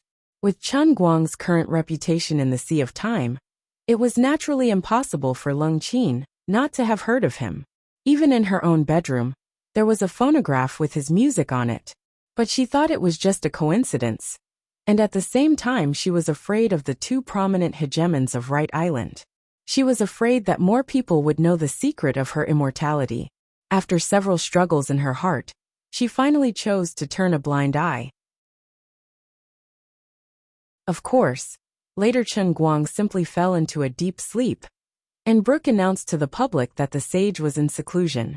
Lung Qin knew that she wouldn't be able to see him even if she went, so she simply gave up on the idea. As for the letter that Chen Guang had written to her, she didn't know that it had long been lost in the belly of that sea beast. Now that he had finally come, Lung Qin felt that she had thousands of words to ask him. As a foreigner who had lived alone in this world for more than 100 years, even thinking of a cherry tree on earth would make her tear up, let alone Chen Guang who had saved her life. Lord Wright, do you need me to subdue her first? Miss Cord's reputation isn't very good, and she has a very bad temper. Brooke slightly bowed to Chen Guang and said, since Chen Guang showed Watson the scene where Luffy and others were still alive, Brooke's respect for Chen Guang increased. Chen Guang shook his head. It's okay, Brooke, you stay here, she can't hurt me. With that, Chen Guang took a step forward. Brooke's eyes flashed, thinking, finally, I'm going to see Lord Wright display his hockey. Although everyone knew that Lord Wright, who was able to fight with Captain Annie for several hours, was very strong, but no one had ever seen him use hockey to walk on the waves. Splash! Chen Guang dived into the water and swam forward like a fish. His speed was astonishing. Brooke covered his face. A sage, a dignified prophet, actually jumped into the water and swam over. If you had said so earlier, I would have carried you up. His prestige was swept to the ground. Miss Cord, can you please throw a rope down? After a long time, Lung Qin faintly said to the wet Chen Guang in front of her. I really didn't expect to meet you here. I thought I was just one of those cliched characters in novels who transmigrated after death. But now it seems that things aren't so simple. Chen Guang smiled and looked at Lung Qin for a long time. To be honest, I am also very surprised. But it's great that you are still alive. This shows that good people have good karma. In the end, Chen Guang didn't tell Lung Qin the truth about the instantaneous sea, and Lung Qin also refused Chen Guang's invitation to join Wright Island. Unlike Chen Guang, who could leave at any time, Lung Qin couldn't leave this world, so she must hide the secret of not aging deeper.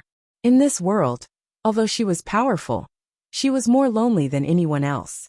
In fact, she even lied to her own crew.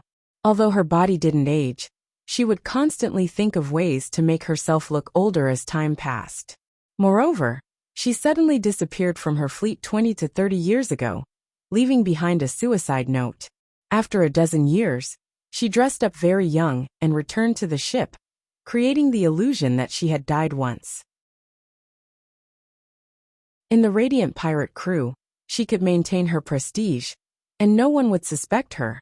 But if she joined Wright Island, she would be exposed sooner or later. As for Lung Qin's future, Chen Guang also didn't know how to arrange it.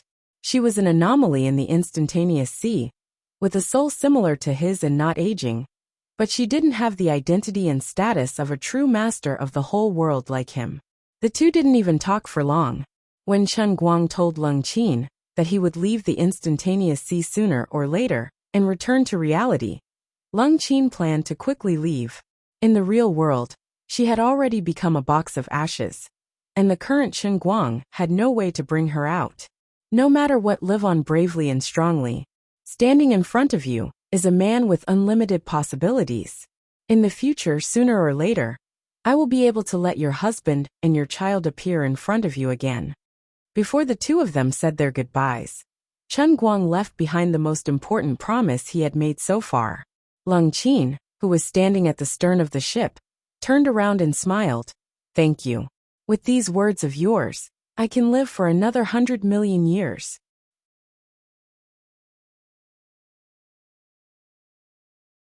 Chapter 513. Oh, old Jack, your current appearance reminds me of a roasted pig.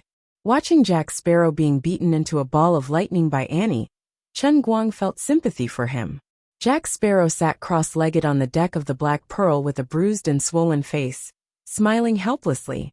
Both sides didn't have any formal confrontation, and the Black Pearl pirates quickly surrendered under Annie's might. On one hand, Annie's overlord-class strength made them powerless to resist.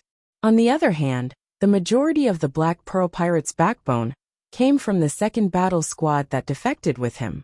Seeing the old captain, Annie's legs turned to jelly, not to mention brandishing their swords. Annie was huffing and puffing with her hands on her hips, looking as though she didn't like Jack Sparrow. Little Winnie and Bartu tried to calm Annie down. Right, I really didn't expect to see you again. Jack Sparrow's words were a little unclear. It was obvious that his teeth were almost all knocked out. Chen Guang spread his hands. I didn't expect it either. You look much younger than before. Jack Sparrow grinned. But you're as young as before. My dear Wright, if you continue to reminisce with him, I won't be able to bear to send him back to life. Annie came over and interrupted their conversation. Annie, you don't intend to give him a chance to defend himself? Chen Guang asked. Annie rolled her eyes. Go to his captain's room, and you'll understand. With a puzzled mood, Chen Guang went to old Jack's captain's room for a stroll. When he walked out again, the others looked at him and covered their mouths as they laughed. On the other hand, Chen Guang was speechless. Damn it! Old Jack actually framed all of his stuff and placed it in his captain's cabin like a museum. This guy actually attached a description below every item. Wright's first pair of underwear, made with a mysterious cotton weaving technique. It has an astonishing level of comfort. It simply doesn't seem like it should be made in this world. Wright's third pair of underwear, bought from the Pass Island market, once left a mark on Wright's life, you know. Chen Guang threw a rope onto the mast and coiled it up. I think we should hang this idiot Jack now. He really didn't know what to say to this unscrupulous guy. Then little Winnie, Bartu and a large group of people all pleaded for Jack's life. Chen Guang reluctantly spared Jack's death sentence, but he personally tied Jack to the mast as a punishment. Right, do you have time tonight to drink with me? Jack grinned, without the slightest self-awareness of being a captive. Look at me. Do I look like I'm joking with you? Chen Guang purposely put on a stern expression. Jack still didn't care. Among everyone, Leet, you know me the best, and I know you the best, so I know you definitely won't hurt me. If Captain Annie hadn't come to Leyte Island first, I would have come to you 100 years ago. I have a lot to tell you. I also have some questions to ask you. Chen Guang looked at the laughing Jack Sparrow with a burning gaze. From this fellow's eyes, he could read a lot of special charm. In fact, Chen Guang was also very curious in his heart. Just like the greatness of Luffy and the Straw Hat Pirates, this hero of Pirates of the Caribbean, that he personally created, what kind of existence would he become in the special world of the Sea of Time? At this time, Jack Sparrow looked exactly the same as the protagonist of the movie in Chen Guang's memory. His face was as sharp as a knife, his slightly tanned skin, his beautiful handlebar mustache, his unkempt hair wrapped under a red headscarf, and even the X-shaped scar on his right cheek was exactly the same as in the movie. He looked exactly the same as Johnny Depp in the real world. The last time he saw him, he was old. At that time, Chen Guang only vaguely felt that this guy was a bit similar to Jack Sparrow in the movie. Now that he saw the middle-aged Jack who was about 40 years old, Chen Guang's thoughts were completely confirmed. If he was the owner of the Momentary Sea World, then Jack Sparrow would be half the main character of the Momentary Sea World. The other half was naturally the Straw Hat Pirates. Today, the Straw Hat Pirates lived in seclusion at the border of the Sea of Time, and Jack Sparrow was a rising star in the 5 seas. This guy should be the man who was truly favored by the Sea of Time. Of course, Chen Guang himself was the man who ruled the Sea of Time. So right, let's talk at night? Okay. Then why don't you leave here? Why is Mr. Brooks still on the ship? Don't you need to go back to the island to eat? It's incredible. How did you move the island here? If there's a chance in the future, I will learn this trick from you. Oh no, my dear Wright. Why are you looking at me like that? Do you suspect that I will run away? I, Jack Sparrow, am a responsible man. Believe me, even if you ask me to jump into the water now, I will only help you catch fish. Chen Guang only replied with 2 words. Hee hee. In the end, Annie did not tear Jack into pieces as she said. She was just angry that all of Chen Guang's souvenirs were taken away.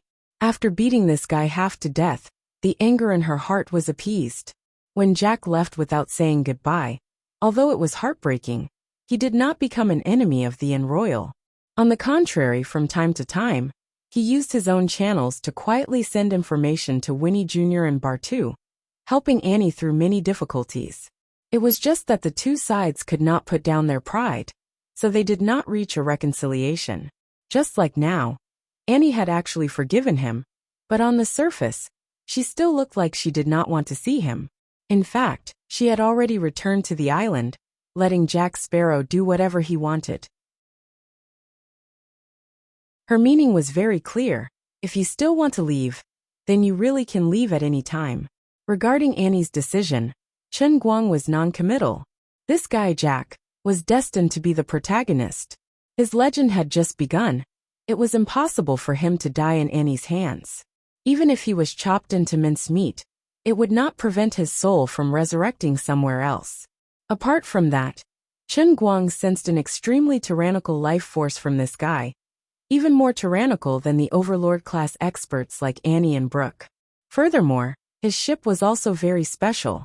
The Black Pearl had clearly suffered considerable damage from the exchange of gunfire with Lung Qin. Yet after less than half an hour, the pitch-black hull of the ship had soundlessly regenerated to its original state. He really found the fountain of youth. Time seemed to have returned to that night many years ago. Chen Guang sat under the mast, throwing a plump chicken leg up.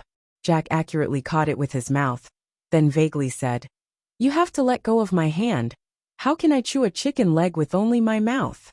"Don't struggle, I know you too well. As long as there is a little chance, you will slip away and disappear without a trace. Because you have a secret." The one drinking became Chen Guang. Jack bit the entire chicken leg into his mouth, his tongue frantically stirring. After a short while, he actually used his toothless mouth to eat it cleanly, and spat out the bones on the deck. "Don't you also have a secret?" Chen Guang stood up, making sure that the distant Buldev couldn't hear his whisper, then softly said, "But you shouldn't covet my secret. Tell me, how did you think of taking away my clothes and sword?" "You finally admitted it." Jack laughed mischievously. "Right, I know we are both very special people. I always felt that I was special enough, until I met you. If you really want to ask me why, I can't tell you. Intuition. I can only tell you intuition. From the first time I saw you, I knew you were special. You know, I fled from Middle-earth to the Jade Sea, so I understood that there are undying experts in this world. I am very clear about how powerful an undying expert is, and how difficult it is to comprehend hockey. However, during the half a year when you were with us on the Enroyal, I clearly felt that my body, my soul, everything about me, were changing bit by bit. Under the circumstances where we didn't comprehend hockey, we actually obtained an undying soul. This is simply illogical. This isn't just one or two people, but everyone on the Enroyal. Then you suddenly left, catching all of us off guard. Now you're back, and you've opened the era of the strong. Do you know I was originally stuck below the Sea Emperor rank for a whole 10 years. But just by hearing your name again, I inexplicably became a Sea Emperor rank expert. Right, what kind of magic do you have?" Under the moonlight, Jack Sparrow, who was suspended in midair, looked at Chen Guang with a scrutinizing gaze. Chen Guang was slightly surprised. He raised his head to look at this guy, thinking to himself, as expected of the main character's life, this cunning and sharp guy. While the others were completely unaware, he was able to detect the changes. "Since you want to understand me better, you should stay by Annie's side, and not defect, Jack." After a brief silence, Chen Guang grinned. Jack shook his head. "No, if I continue to stay on the Enroyal, I may have become as strong as Annie, but I can't have eternal life. You can't be eternal now, even though you obtained the Fountain of Youth. I knew I couldn't hide this from you." Jack sighed. "Yes, the Fountain of Youth is a lie. I'm still aging day by day, just a little slower. But I still have to die, and be reborn like everyone else. Sooner or later, I'll lose everything like everyone else. Isn't this the fate of everyone in the Sea of Moments? Why do you think you can escape this fate?" "Because I am Jack. Because I have a reason to live." Jack Sparrow's emotions suddenly became agitated. "I miss my lover Rose. She was only an ordinary person, and she was cruelly killed. But I know she's still alive, waiting for me somewhere. As long as I keep searching, I'll find her sooner or later." Chen Guang was shocked, but he forcefully suppressed his emotions. "But ordinary people don't have an immortal soul." Jack shook his head. "No, everyone in the Sea of Moments is immortal." Perhaps many years later, people would know that Jack Sparrow's words were on par with the Eternal Hands Master's life. They were the two greatest secrets of the Sea of Moments. Chen Guang simply could not understand. Jack Sparrow's judgment was completely baseless. Because of the connection of souls, the appearance of a person after resurrection would be at least 80 to 90% similar to their previous life's appearance. However, the population of the entire transient sea was too large. Finding two people who looked exactly the same out of 178 billion people wasn't difficult at all.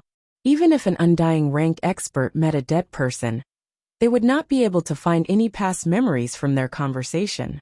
When a person's soul was cleared and they grew up again, They would experience a completely different life from their previous life. There was no reason to say that they were still the same person. If the steel used to make the kitchen knife was smelted again, and then made into another kitchen knife, it could not be considered the same knife.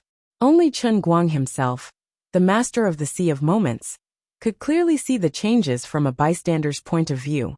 He could not understand how Jack Sparrow could see through this matter. Right, looking at your expression, I know that I guessed correctly, Jack Sparrow said with a smile. He was very proud of himself. Chen Guang could not help but curse. Needless to say, Jack Sparrow, who had only been revived once, could not possibly have the knowledge of Gol Roger or Magellan. Unlike others who had used generations of hard work to discover the mysteries of the eternal hand, this guy was able to see through the mysteries of the heavens with a single sentence. He relied on his unlucky intuition, which he had shown off more than once. King want to defy the heavens. Chen Guang gritted his teeth. I won't give you an answer. It doesn't matter. This only strengthens my confidence to travel the entire ocean and find Rose. She is just an ordinary person. There is no need for you to do this. No, right? You don't understand love. I am willing to die for her. I am even more willing to live for her. Chen Guang felt very unhappy. As a hidden boss, he had actually shocked Adal time and time again. Now he was even mocked by him. This was intolerable. He rolled his eyes and shouted into the distance. Buldev, get Bob to bring me the Divination Temple's leaflet.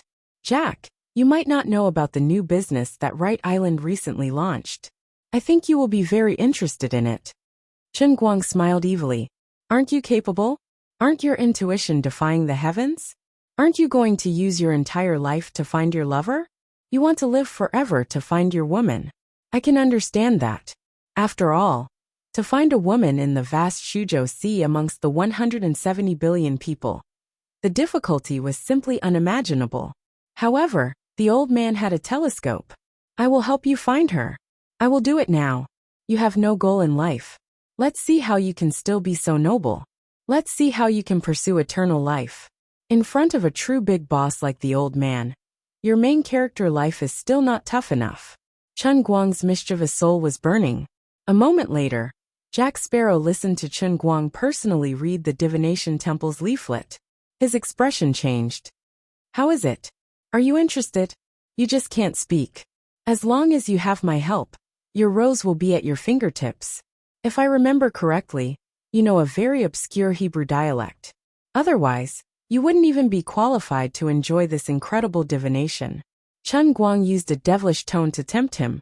He shook the devil juice that Bob had brought over. Beside him was his divination box. Unexpectedly, a moment later, Jack Sparrow suddenly shook his head. No, I refuse. Chen Guang's smile gradually faded. Reason. Intuition.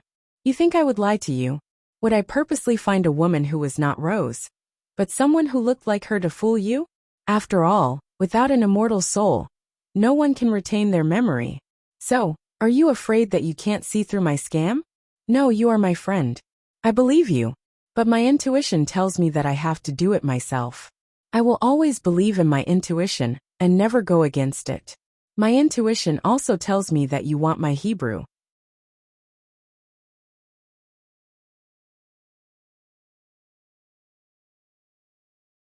Chapter 514.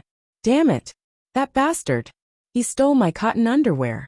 The one I changed out of last night. That damn pervert. The next morning, Jack Sparrow left without saying goodbye once again. This time, Annie had experience, and hid the loot from the captain's room under the bed, making sure that nothing would go wrong. But Chen Guang made a mistake.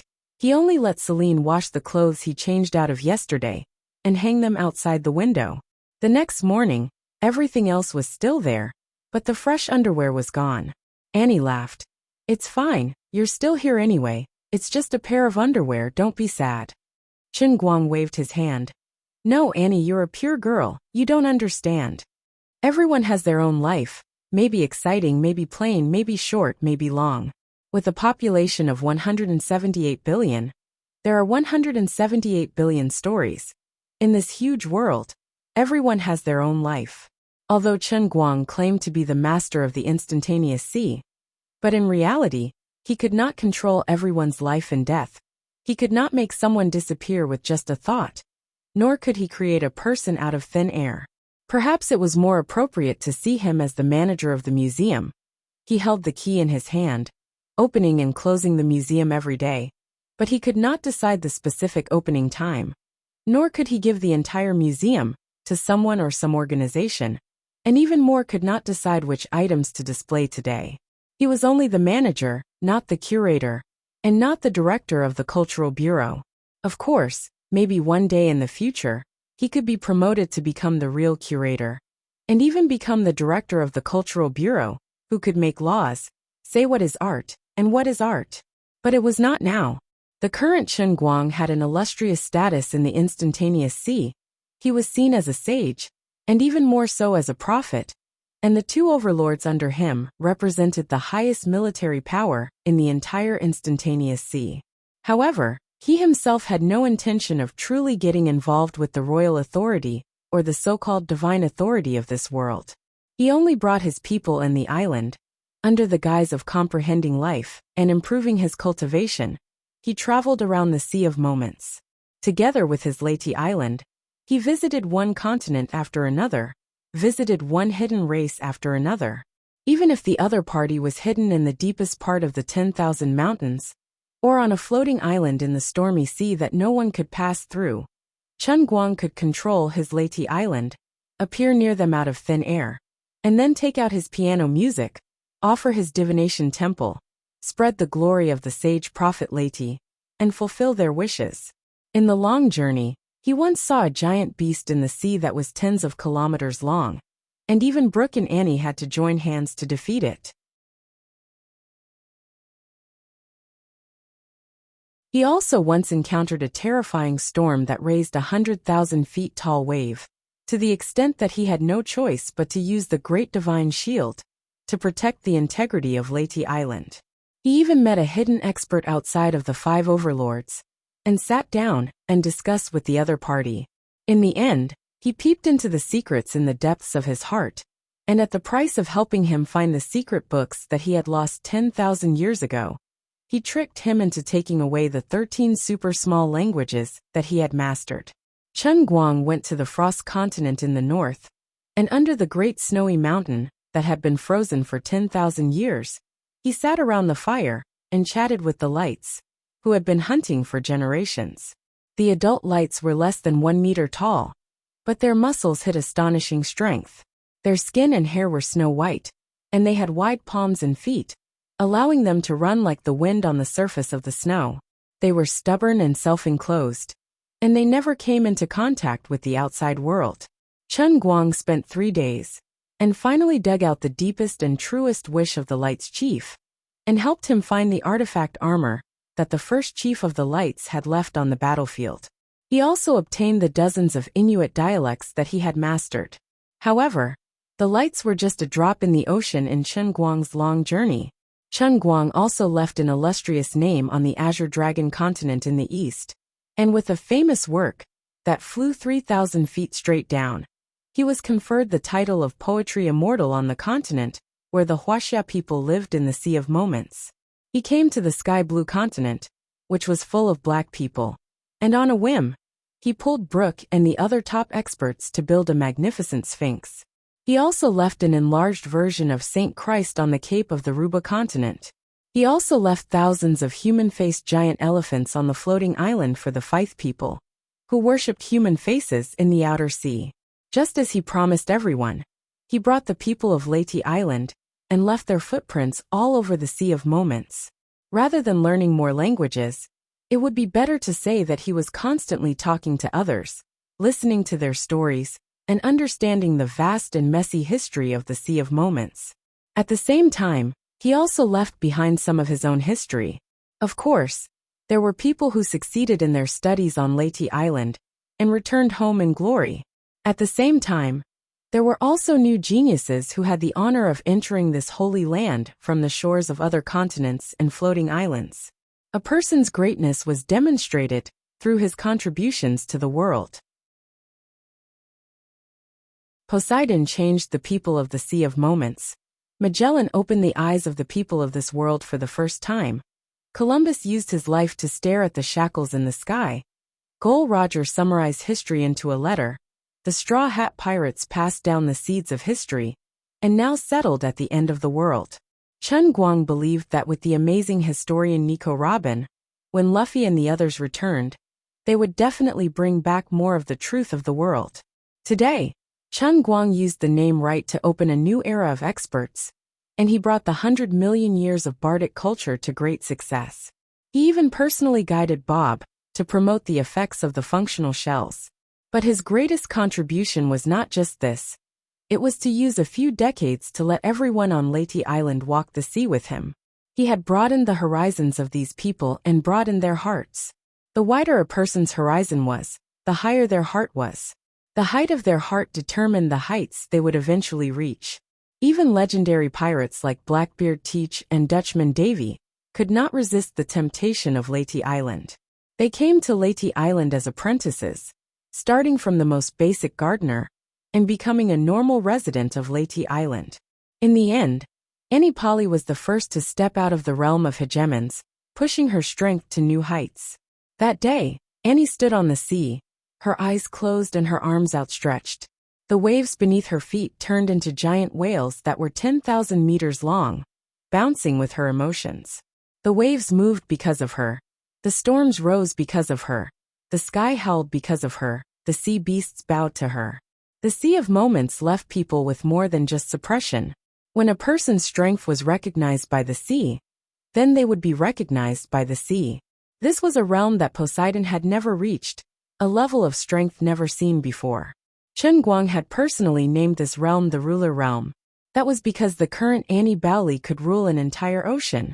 3 days later, Blackbeard Teach was pruning flowers and listening to music. He followed in Annie's footsteps and became a paragon. 7 days later, Jack Sparrow, hundreds of millions of kilometers away, spouted a monstrous lie to the sea. Sea of Moments, I am your most devout believer. No one can shake my faith in you. Why won't you let me control your power? Jack Sparrow, the shameless bastard, swindled a third paragon out of power. Since then, the 5 hegemons and the 28 Poseidons have become history. Chen Guang had used his own strength, and in less than 200 years, he had raised the power of the Sea of Moments by 2 levels.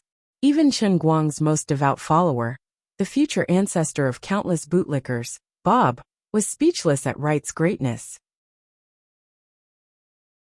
He turned every single scholar into a mute, so that these half-witted people would learn one thing: talk less and think more.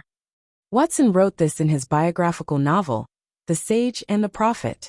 Of course, Watson had written this book specifically for Chen Guang. Ever since he couldn't speak, the man's pen had grown sharper and sharper. He had the style of a modern Conan Doyle. Chen Guang's face reddened when he read the words. He patted Watson on the shoulder. Not bad, kid. If there is a day in the future when my name will be engraved into the monument of history, it will definitely be because I spent my entire life running around for Lord Wright. Bob didn't want to be outdone. In his field of expertise, he didn't want to lose to the mute Watson. Time flew, and Chen Guang reveled in the carefree life of roaming the seas. Relying on the piano god statue and pile driver god statue, he could collect 200 billion faith points every day. When he was bored, he would drag Annie to the floating palace at the bottom of the sea for 80,000 rounds. Such days were simply too blissful, too comfortable. Without the spiritual seal, living in an isolated space for a long time would naturally make one depressed and depressed. But now it was different. Chen Guang's journey was the entire sea of transient. He had a beautiful woman like Annie by his side, and also a skeleton musician like Brooke, who would occasionally baffle his elders. Bob, who was always talkative, but always able to help Chen Guang solve his problems. Little Winnie and Bartu, these old fellows, gradually became more cheerful and generous in front of Chen Guang. That's right, Buldev, who had hidden his secret for most of his life, was finally discovered by Bob on a full moon night. At that time, the 18-year-old Bob was showing off his newly developed rainbow shells to Chen Guang. As a result, under the bright moon, Bob's body hair suddenly sprouted like a sprout after a rain. His mouth gradually protruded forward, and his ears began to elongate. A few minutes later, a burly werewolf appeared in front of Chen Guang, puffing white smoke. Chen Guang and Bob were terrified. "My lord, do I look ugly now?" Bob asked in a sobbing tone. Chen Guang took a mirror from the side and said, "Not bad. You look pretty awesome. That idiot Buldev is a werewolf. He passed the werewolf gene to me." "Woof!" Bob cried. Chen Guang was silent for a long time. "Bob, only a husky will bark." "Woof! My lord, I'm not a werewolf." At this time, Buldev seemed to have sensed the change in his son, and appeared at the door. He was also covered in hair. Bob's face was covered in tears. "Damn it! Could it be that you are the ancient huskies? You've been calling me a wolf all your life, and now you're telling me you're a husky? If I didn't become your son, I would never know that you're hiding such a deep secret." Looking at the two huskies, Chen Guang felt sad for them, and silently threw the plates on the table out of the window. "Woof! Son, we're humans. Don't catch the plates. Buldev, you idiot. You run faster than me. Woof!" Oh, according to the husky tradition, if a son bites his father, he will be drowned in a pig cage. Did you just make up this unfortunate tradition? Watching the two huge huskies fighting on the grass outside the window, Chen Guang prayed for Bob in his heart. He hoped that he would not be reincarnated into Buldev's wife's belly in his next life. If it weren't for the 4,978 languages, Chen Guang would have thought his life was an eternity of bliss. Of course, life couldn't be all about happiness and contentment. The joys and sorrows had to be tasted together. Even as the master of the Sea of Moments, he couldn't stop time from leaving its mark on Annie's body. Even if Chen Guang found the fountain of youth for Annie, he couldn't stop the passage of time. Finally, when Annie, the first paragon of the Sea of Moments, was 90 years old, she couldn't stand her old self any longer. She appeared by Chen Guang's side, left a letter, and left on the enroyal. She forbade Chen Guang from looking for her. "I know you always say I look 30. Yes, I age slower than most people.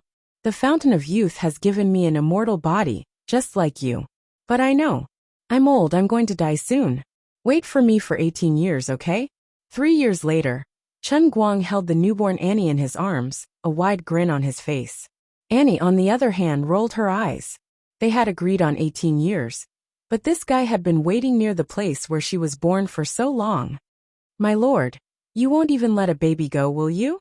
Bob abruptly interjected. Chen Guang sucked in a breath of cold air. Annie, still a baby, silently extended a white finger. Black energy swirled around it, and in the blink of an eye, Bob was swept away by a gust of wind. Everyone was awed by Bob's courage and skill in courting death. But all good things must come to an end. Chen Guang knew he wouldn't be able to wait for Annie to grow up.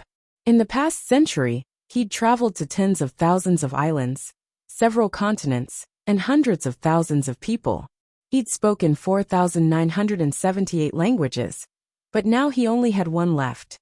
"Annie, I might have to go." "For how long?" "I don't know. Will you come back?"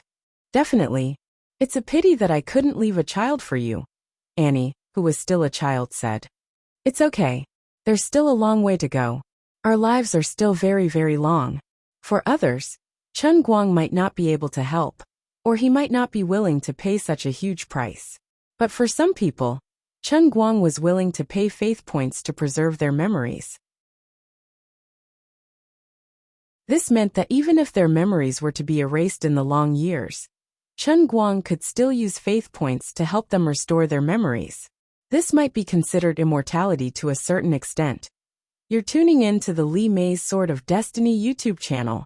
We're so grateful for your support, and don't forget to subscribe to join us on this incredible journey through captivating stories.